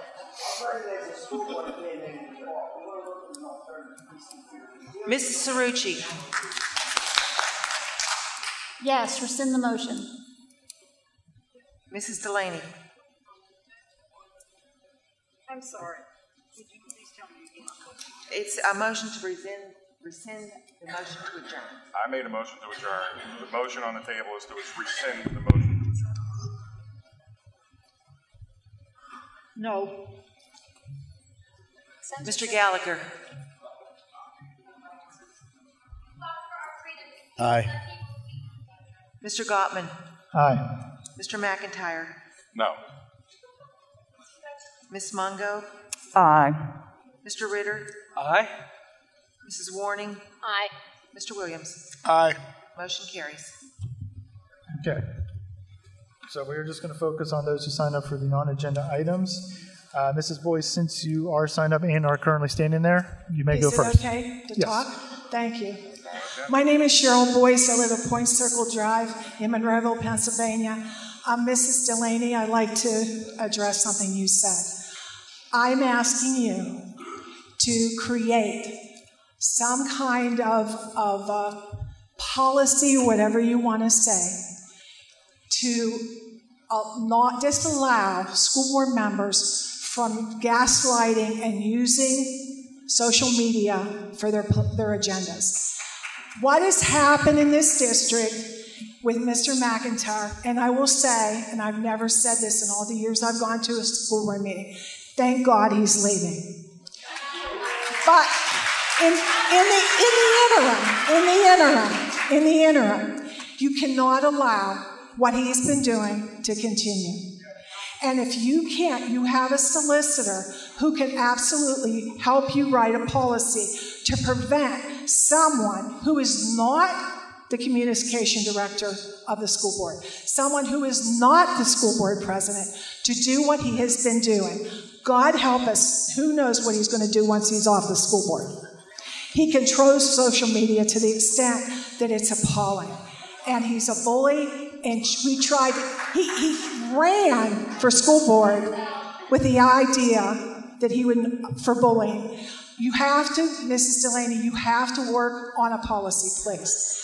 And I would suggest, if you don't want to call the PSBA, I would be happy to do it for you and get some kind of guidance on this situation. One other thing, Brian, would you please put that down? It's making me nervous. Thank you. And the other thing, I'm asking Dr. Short, are there any openings on the Equity Committee? I mean, I know you have a committee. Is that still in effect? How do you get on the board? I would like to be on the board. I've worked with diverse children. My family's lived here for 75 years. We have 12 people that are members of the Gateway alumni. Unlike some of you who are not originally from this community, I've a vested interest in seeing this work, especially with the kids. And I agree with Mrs. Delaney. It's about the children. And what happened tonight, I'm questioning, would it have happened if Mrs. Cerrucci was a man? If she was a man, would this have happened if she was a man? I don't know. But anyway, I would like to be on the Equity Committee, please. I also want to bring this to your attention. I don't know how many of you look at curriculum. I will tell you that Gateway also said they did not have Common Core standards in the district. It was denied multiple times. Algebra 1 workbook for Gateway School District said on the cover, Common Core. So I know what you say, but it's all in what you purchase. So I think there should be a committee with curriculum that includes parents. We're buying it. We should have some input. It should also be mandatory that every school board member reviews the curriculum. You cannot possibly purchase something if you don't understand what it is. And also, because I've worked in professional development, I personally would like to be able to sit on some of your professional development, if that's possible, just like we have 30 days to review curriculum. I want to know what you're saying to the teachers. And also, I would suggest the school board members also go to some of these, professional development programs, because I know the devil is in the details of the message. And unfortunately, what has transpired here is we don't trust you. So we are going to have to step in and monitor what you do. So again, I think parents should be on the curriculum committees. We should be able to go to see some of the professional development.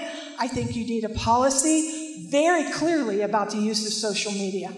And like I said, if you're not going to tell me you're going to call the PSBA, I will call on Monday or whenever I get a chance, because I'm going to not have a chance until then, to find out what they suggest when it comes to that policy. Okay, thank you.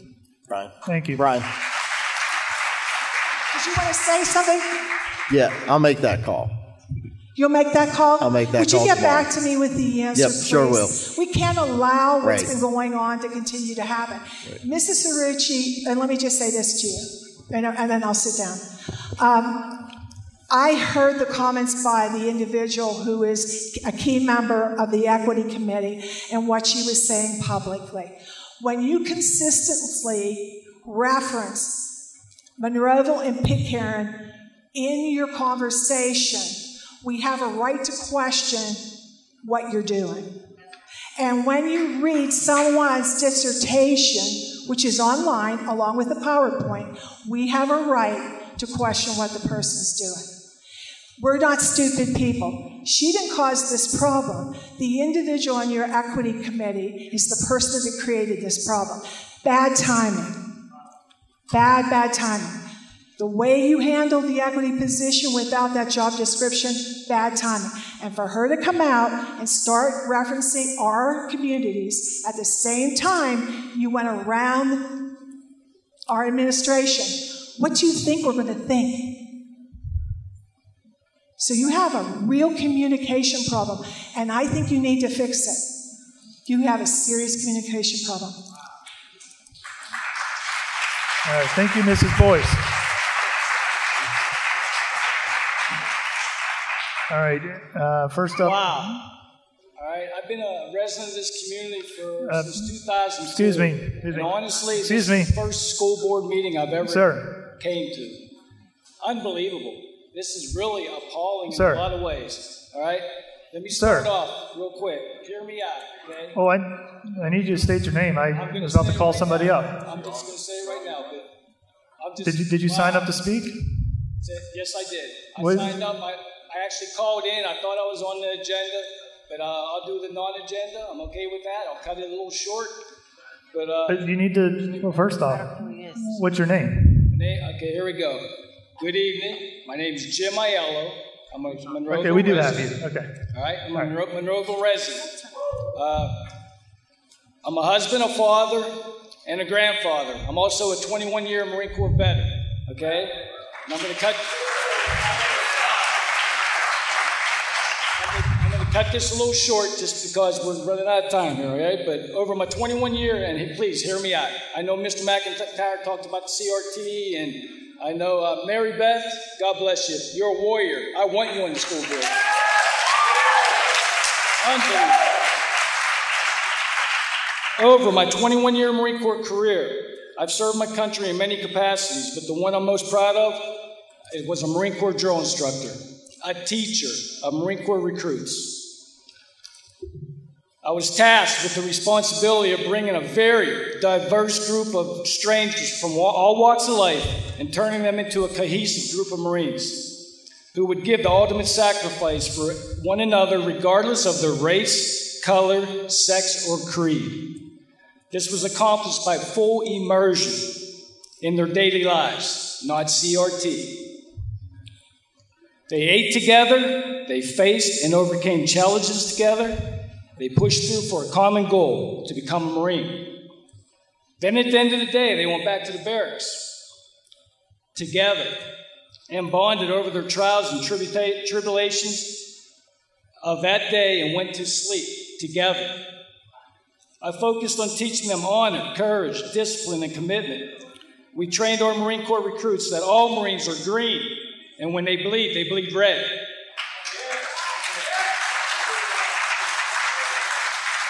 When that casket comes home off the tarmac, there's only one thing that identifies that fallen hero, and that's Old Glory draped across it. It honors that individual, not their race.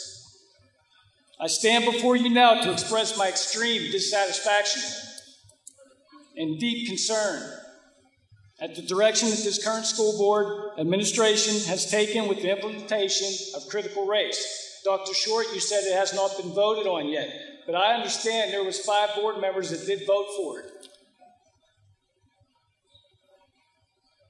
My opinion, and I researched this, okay? I spent hours and hours, and I'm a hardworking man. I got a beautiful wife, 4 children, 3 grandbabies. I'm a busy man, and I work for an organization that I manage 4 offices. I'm a very businessman, and I researched this stuff, and I'm telling you, There's no place in school for this critical race theory.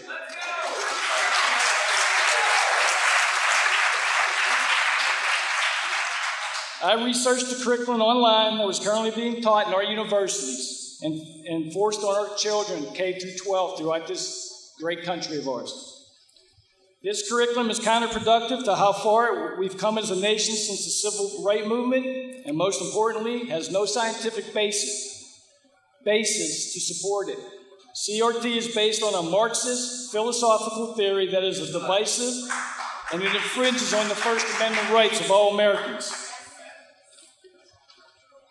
The outcome of this progressive policy doesn't even support the dream of Dr. Martin Luther King, who said one day the sons of all former slaves and the sons of former slave owners will be able to sit down together at the table of brotherhood. Wow, look at tonight. Unbelievable. CRT ideology doesn't support Dr. King's dream. Instead, it creates decisiveness and victimhood. The victimhood mentality of one race being the oppressor and the other race being the victim. The answer is through immersion. I already explained that to you as a Marine drill instructor. That's how we do it. It's through immersion. We live together. We eat together. We do everything together. We're a band of brothers. We're brothers in arms. And you know that, sir. You're a veteran. We're a band of brothers. We all stick together. We take care of each other. It's about love and compassion for your fellow man, for your fellow woman. Yeah. Children without adults imposing their ideologies and political perspective will naturally become friends and interact based on common interests, not race or socioeconomic reasons, and that is supported by decades of science. That is a fact. We can make better use of our monies. You know, they're saying, what, $93,000 was talked about, almost a six-figure salary for an equality director. You know, use this money, hire more teachers so they can have small group instruction, hire some professionals or teachers' aides. Use that money wisely so the frontline teachers, they need help in these classrooms.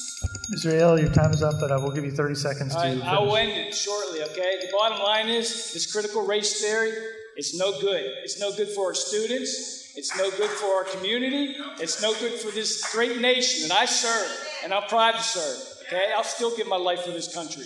But this critical race theory needs taken off the table. And those of you that voted for it, you better research it, because it is no good for this country. God bless you.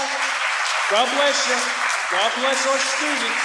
Because right now, these type of policies, we are failing them. We are failing them. I got 4 beautiful children, and when I go home at night, I get all colors and race and creed and people that my kids hang out with. And guess what? I love each and every one of them people. God bless them. We got a great nation. Let's make it great. And please don't vote these type of policies in our school district.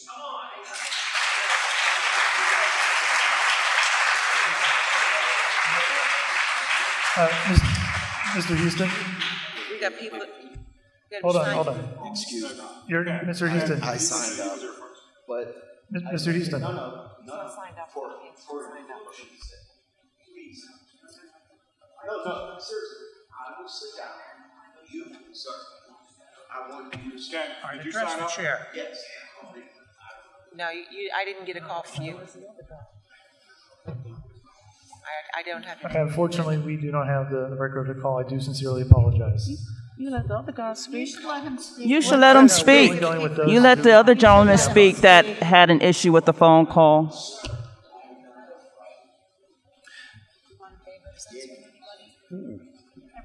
Brian, let them all speak.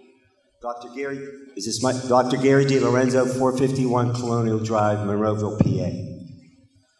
First of all, I want to make a comment that I am appalled at the lack of professionalism of some board members here tonight in the treatment of board member Mary Beth Cerrucci.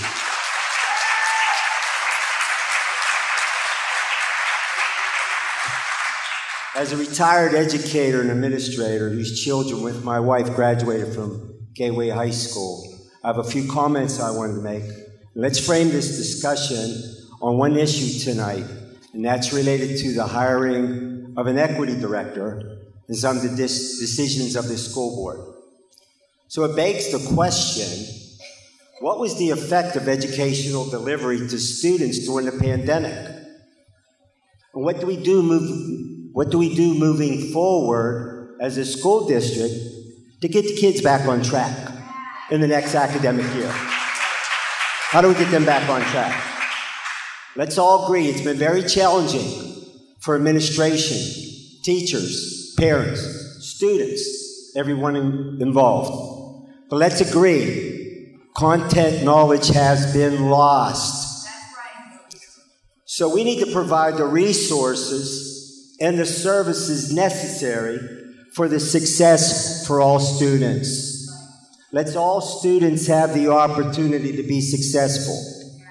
Now, in the meantime, one of the roles of a board such as this is to balance the physical responsibility of providing services and resources for the success of those students. We're all aware of a 3.6% tax increase to our school taxes. We have a $40 million bond for an upgrade for our middle school. These are challenges for the school board, and we all respect that. But let's agree on one point. We all want our students to be successful. My comment that I wanted to make to the group tonight was, but how do you get there? How do you get there for the students to be, that you have student success and our kids succeed? My position is, use money to provide support to the professionals in the field, the teachers, the paraprofessionals, the at-risk students who on the front line work directly with the students in the classroom.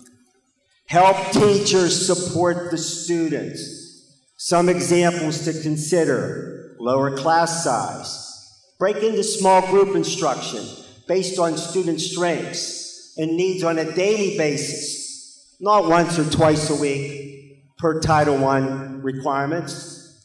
Use this money to hire more teachers, paraprofessionals, social workers, tutors to support the children in need.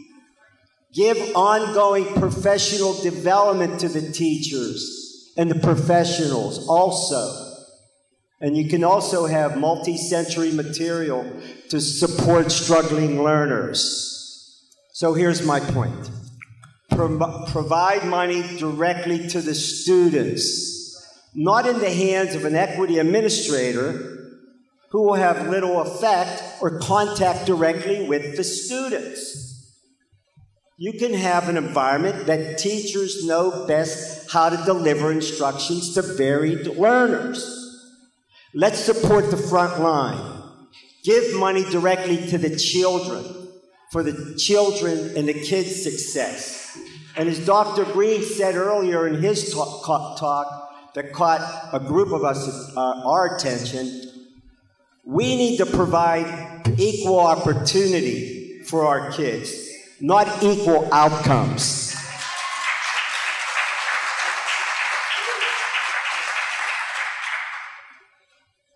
So if I can make any comment, and this is more to the community, I have a background as an administrator, an educator, and a public servant.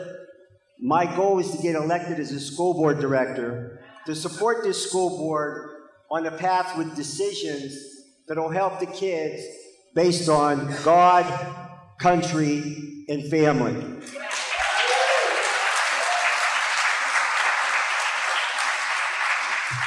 I hope this event tonight gives you a sense of my position, and I ask you to take a look at me as a candidate in the November election. You might like what you see. Thank you.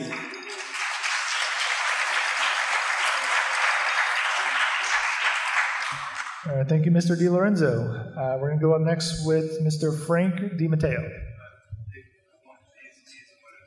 Very well. Mrs. Lapsevich.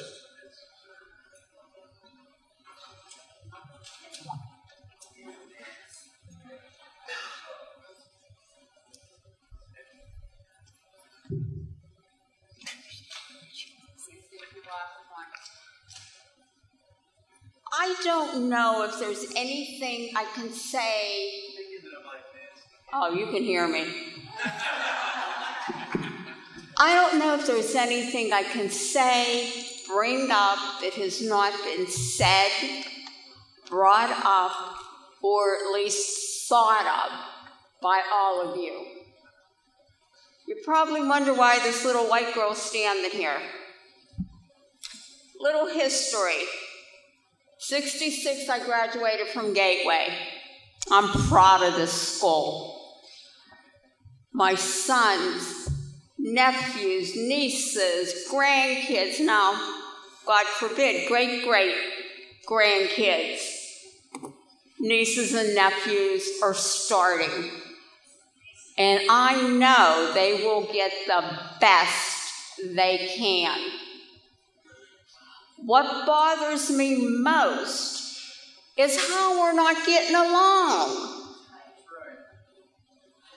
Who was it, Rodney King, that said just we can't get along?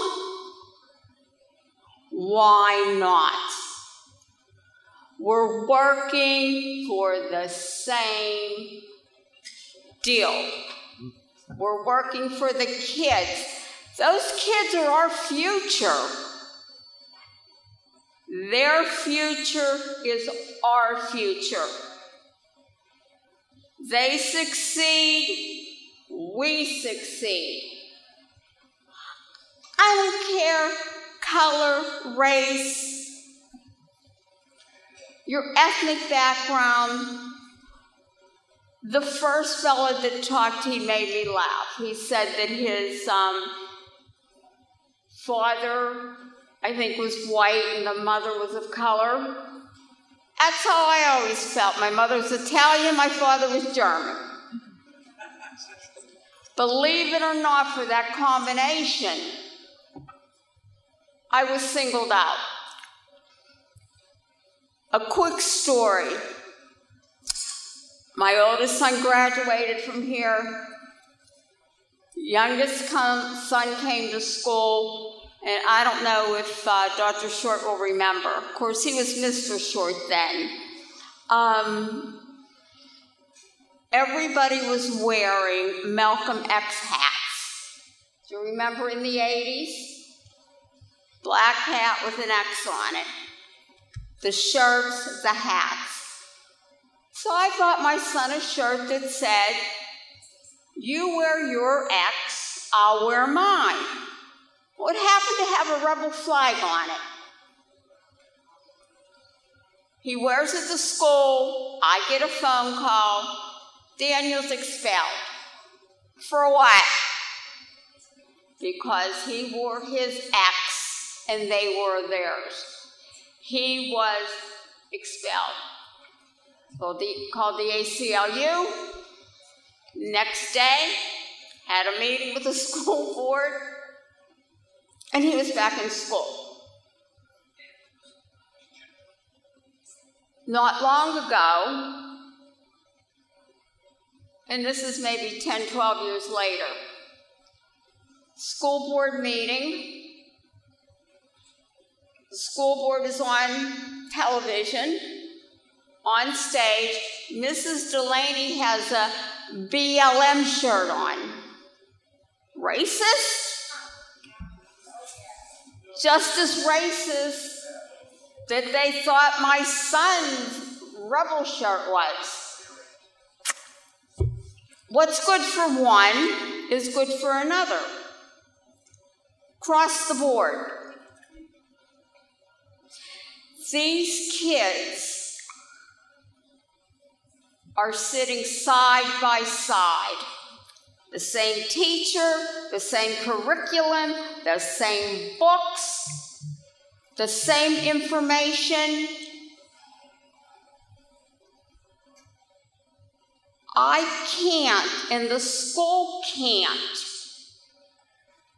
cut that cord when they get off that school bus, follow them in, and give them the support, courage, and sometimes love that they're not getting at home. Not our responsibility to go into that home and smack that kid with a book like I used to do mine. Probably get arrested if I did it now. That's where it stops. That's why CRT, I'm still out on it. I've been through racism. One, because I'm white. One, because I'm a little fat girl.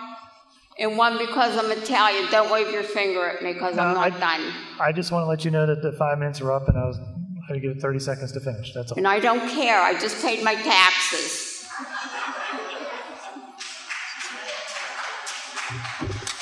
But what I want to bring up first and foremost, as everyone else said, it's our children. What to do?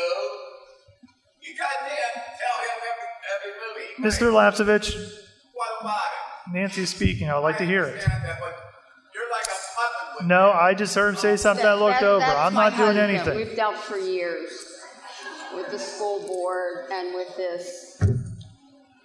If you tell your kid they can't do it, they're not capable, they're not worthwhile because they're black, that's child abuse and a discredit to them. It's a discredit. It sets them up for failure. They're in school giving every opportunity as the next kid beside them. Or my brother. Or my What you do with it and what they do with it is something else. It has nothing to do with the racial culture. It's what's taught to them and how it's taught to them. So please, love them, kiss them, hug them, tell them they're worth everything in the world, and help them be better students because they will be better parents and better Americans. Yes, you did. And as you see, before I get the finger again, the colors are my black and gold of Gateway and my red, white, and blue. Because we all bleed red. Mr. McIntyre, did you just say drape them in the rebel flag? Ken. What did I hear? What Come did I on, hear? Kenny. Okay, we're going down a list of those who have signed up to speak. Do I speak?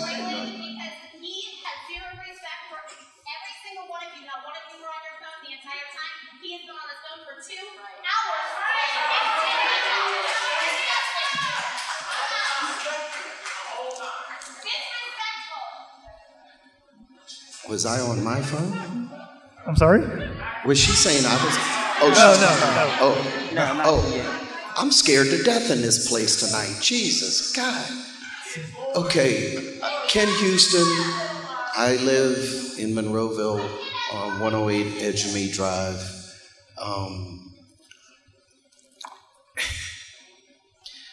First of all, I'm going to exercise parliamentary procedure. Mr. Dice, you're familiar. So I'm going to respect this board. I'm going to refer to you as honorable because that's the parliamentarian way, okay?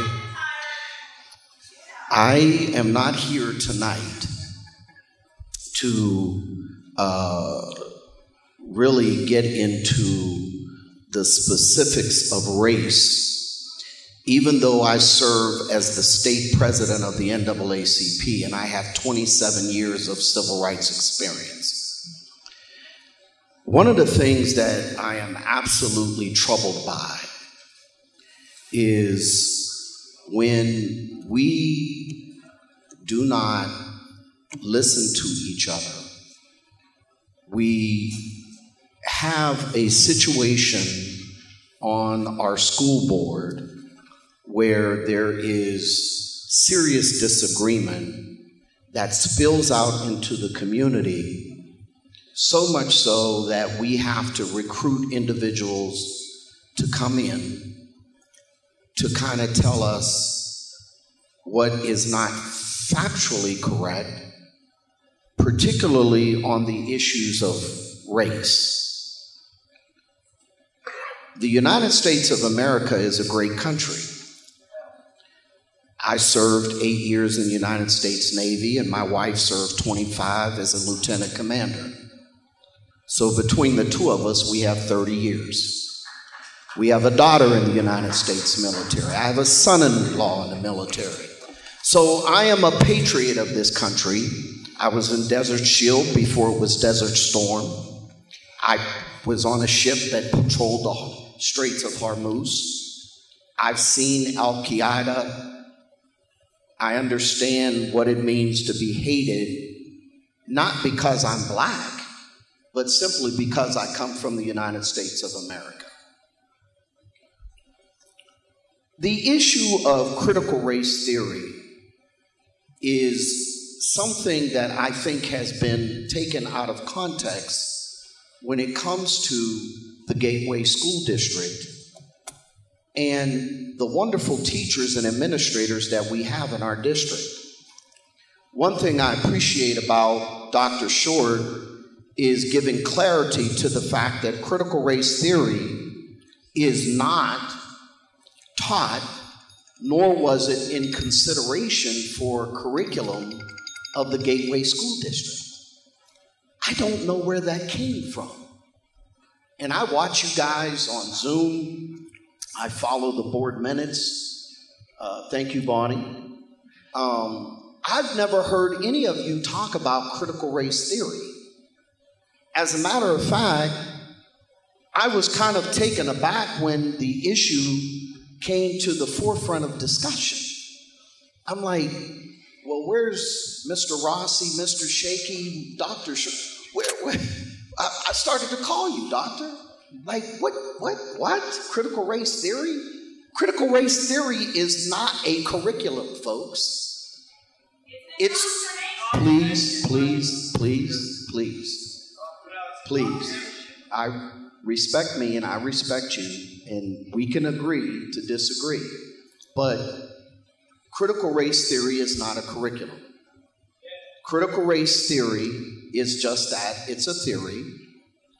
It is not in K through 12 school districts anywhere. Yes, it is. I called the Secretary of Education of the state of Pennsylvania to do my research, Dr. Short, to find out what school district in the state of Pennsylvania is teaching critical race theory. Guess what?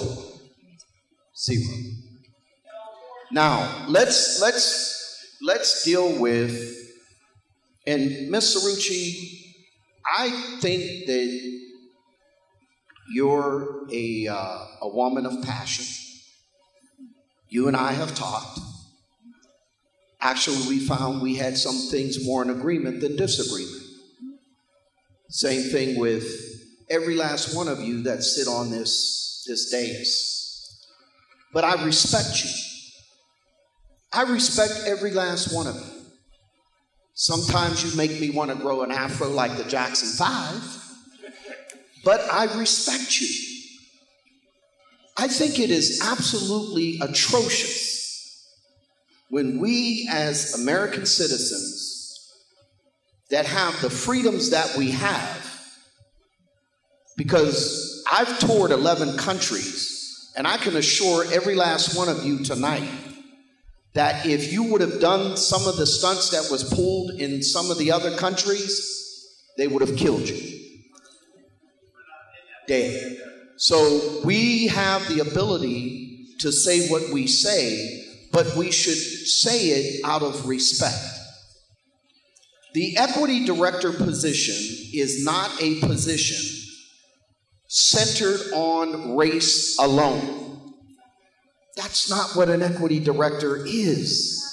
Equity, diversity, and inclusion is something that actually helps all children in the school district. Mr. Houston. I know, I'm 30 seconds, but just work with me. Work with me. I'm getting somewhere. Okay. We need to understand that we can agree to disagree about the equity and inclusion director. That does not mean that Mr. Shaky or Mr. Rossi or Dr. Bill Short, who I do like, is not doing a good job. That's not what we're talking about. What we're talking about is opening up an avenue to support all of our children. No one is saying, and I take offense because I'm the father of 6 black children, that black people are teaching their children that they're less than white kids. We don't go to bed doing that. As a matter of fact, I don't tell my kids to use the color of their skin as an excuse. But I do want my children to have the same opportunities and the same vehicle as their other children in the district. That's not a bad thing. But what I take offense to is when I hear people say that because someone is supporting an equity director, that we're trying to put critical race theory and teach one race that is superior to another. That's not what's happening in Gateway. That's not what's happening in Gateway. And I really wish that people would stop with the social media posts, with putting out that false information. Dr. Short and none of these school board directors, none of them are pushing one race over another race. They're not doing that. What they are doing is they're looking at their district, which is incredibly diverse, and they're saying, okay, there are some things that we want to do better with our underachieving children, which happen to be children of color. What can we do to make a difference? And it's not just with the kids, folks. It's with your other staff in the district as well. It has to work for everybody's good. There's nothing wrong with that. So let's stop with the race baiting. I don't like when people use race. And I'm an NAACP president. I hate it. Don't do it. Because it's not fair to these people or any of you sitting in this audience. You don't know what racism is. You think you know. We gotta stop it. Knock it off. Take a pause. Reason together. And for God's sakes, know this. I pray to God that each and every one of us realizes we are in a pandemic. 600,000 Americans died. And we're sitting up here calling school board directors names. There's something wrong with that picture. Please, please, I'm asking you as the elected leaders, make it clear that critical race theory is not on your agenda. Dr. Short, I would love for you to do what you need to do, and I'm not trying to put you on the spot, because I understand. Let folks know that critical race theory is not in discussion, because they think it is. And it's false information, sir. So with that being said, I thank you all from the bottom of my heart, because I got a 13-year-old son in this school district. He's the last of the Mohicans. It was immaculate conception. If I can get him out and get him in college so that he can take care of his old man, then my living will not be in vain. Dr. Martin Luther King said, and I'm going to leave you with this: the measure of a man is not determined where he stands during the times of comfort and convenience. The measure of a man is where he stands during adversarial testing of times. Keep that in mind. Thank you. Thank you, Mr. Houston. All right, let's wrap this up here. We have Mr. Frank DiMatteo.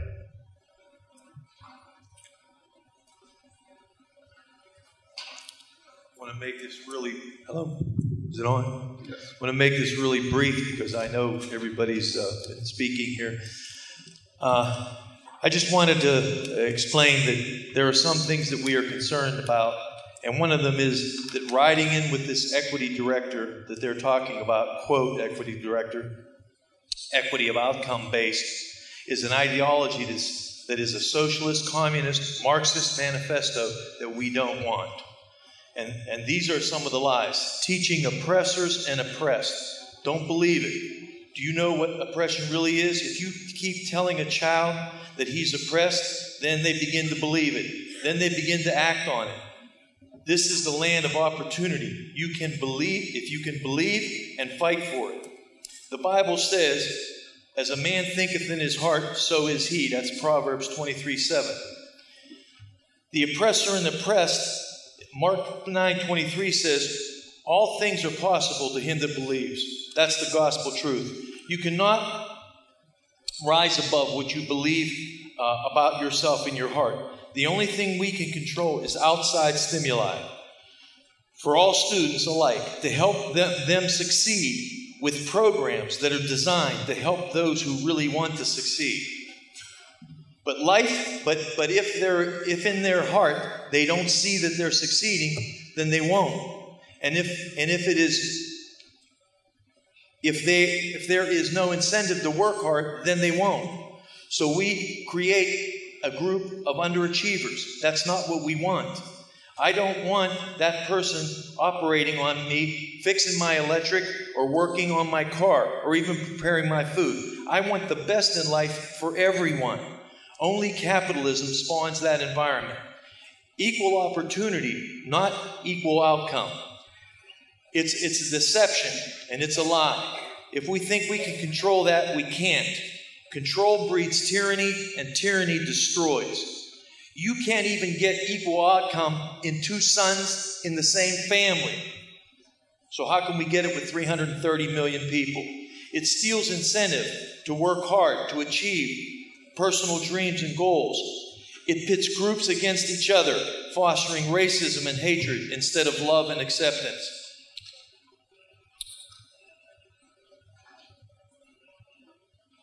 Teaching oppression and intolerance is no way to prepare our future generations to be successful and love their fellow man. It steals basic ideals from society that form the backbone of our character. It goes against the natural order of a free society and our God-given rights. Personal responsibility and accountability are at the core of conscience. There is a reward and personal satisfaction that comes from hard work and sense of pride with achievement. This socialist ideology is sick, immoral, and degrading to a society and to the people, very people we are trying to help. And it has never, ever worked. Ask Venezuela and a couple other countries. A gentleman named Thomas Sowell, who is a world-renowned economist and philosopher, was asked by a commentator. He was a Marxist when he was a young man, and then he changed his mind. And they asked him, "What changed your mind?" He said, "The facts." Thomas Sowell says, it demoralizes a people and contributes to the decline of every aspect of vital life and of a nation. There are ways to work together within a framework of healthy educational ideals to strengthen, promote, and encourage and incentivize our young people to be successful, responsible, motivated achievers for the good and survival of their personal and our national well-being. If we don't, the land of the free and the home of the brave will no longer exist. That's why this is a crisis. a war for survival. It's being fought on every level, from local school districts to state and federal levels and in the workplace. The battle is worthy of all the effort we can muster, because the price for victory is the future lives of our children, and setting them on a path for a path of destiny, of their dreams fulfilled, or, on the other hand, destruction and downfall of America. The crucial decisions we make here will determine the future of our society as a whole. Please choose wisely. And know this: God will hold us accountable for our actions. Even though some in this room may not agree with that, we are not against any people. We are only against ideologies that can and will destroy this wonderful country as we know it.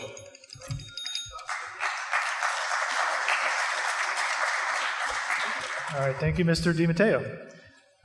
Is Ms. Karen Dewey still here? Ms. Dewey? She left. She left? Okay. Is Mr. Victor Burke still here? No, Mr. Burke? Okay. Mr. Robert Heiss? I heard of him. Okay. And I believe everyone else is gone. Mr. Cinco? He left. Yeah, I don't think Mr. Garlington has returned. No? Okay. All right then. Before I seek a motion to adjourn, I do want to... I'm sorry. Yeah, she's on the list. Lisa, I have Mr. Come on. Rose Reed, she signed in when she came in. She did? Okay. Yep. Yes. Okay. My husband and I have been taxpayers in Monroeville since 1972. I have watched several school board meetings for years. I have never seen activism in politics and reverse racism, which I have seen from members seated here. Okay? Since this has been brought up by school board members, I feel condoned to speak on these issues. I've seen a man removed because his words were twisted. Okay? His words were twisted. But yet I hear things coming from members here that are racist. Okay? And school board members were told to replace him with a minority. That's racist. Okay? Everybody's saying, oh, we don't want racism. But I've heard it come from this school board. Okay? Now, I heard a school board member say, read the book White Fragility, okay? Robin DiAngelo, she tells us to check our whiteness, okay? That is baloney. And it's coming from this school board, okay? And it talks about the oppressed and the oppressors, okay? And bring it all to the limelight and then have a revolution. Did anybody here... Did you study Marxism and Karl Marx? It's communism. Have you studied what it's all about? Because if you haven't, you better study it, because that's what Marxism is all about. It's a trio: socialism, Marxism, and communism. Okay? You do not pit black kids against white kids. Don't do it. It's not going to fly. Okay? Now, okay, I'm not a racist, but I'm going to bring this up. I believe that all black lives matter. All. And that includes the babies, the children, and the adults that are being killed in Chicago. Where's BLM for them? That's right. Okay? They're only against our cause. These BLM, they admit that they are trained Marxist revolution. They're only here. That title is a front. They are against our cause. If you don't know what Marxism is, then shame on you. Okay? Now, do you remember when they said pigs in a blanket, fry them like bacon? That's our cause. How about the riots last summer? Who burned our government buildings and businesses and hurt people? Who did it? Who did it? It was BLM and Antifa. Okay? But you didn't hear about that on your liberal stations, did you? Did you? But yet, they were praised by someone on this board member. Okay? I believe all black lives matter. Okay? All black lives. Okay? It's a front. And this woke thing that's going on, telling blacks to be victims, okay? We didn't start this. It's these Marxist groups that are starting this, okay? That's right. Teachers teach. Teachers have to teach this. They have to teach this, okay?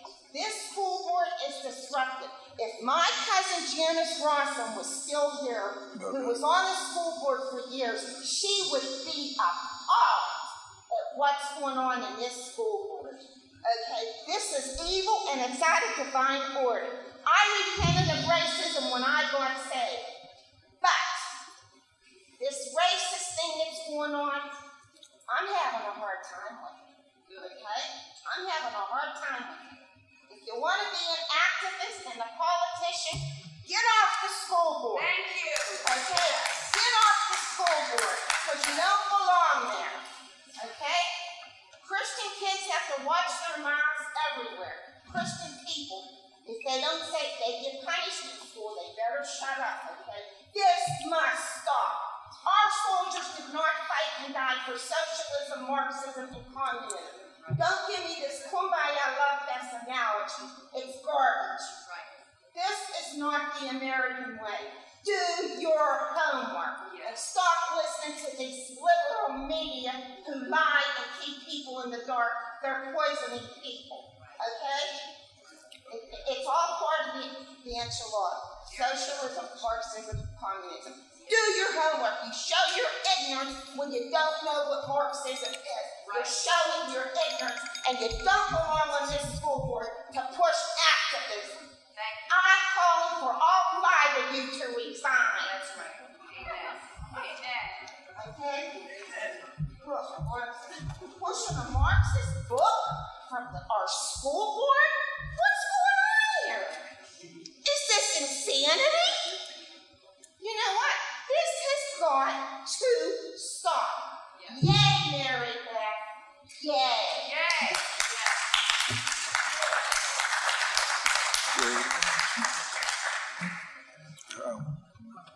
Who's this guy? I understand you called my name while I was out in the hallway. Victor Burke. Oh, okay, Victor Burke, okay. Live in Garden City. This has been an education in itself, being here tonight. I moved to Monroeville with my mixed-race family on purpose because we are the most racially, ethnically, and religiously diverse community in the state of Pennsylvania. I always knew it was in Allegheny County, but I never realized until recently, after Dr. Short mentioned it at a unity gathering my family and I went to a few years ago, pointed that out to me.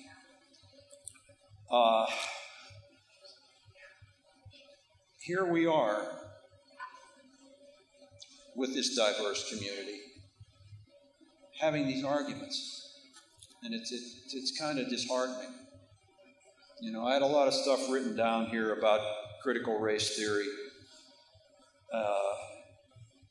Anybody that grew up in the shoes of a person of color knows that the deck is and continues to be stacked against them on a day-to-day basis. It's getting better.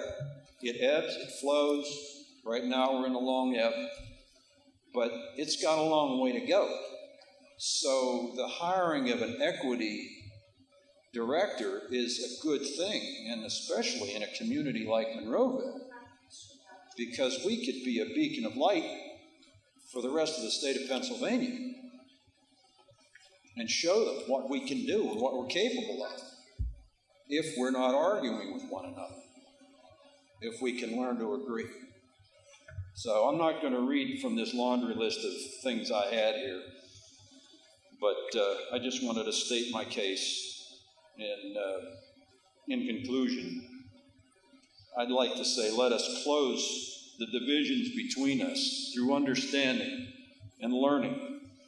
So hopefully we can keep our community an example of what makes America strong. It's diversity.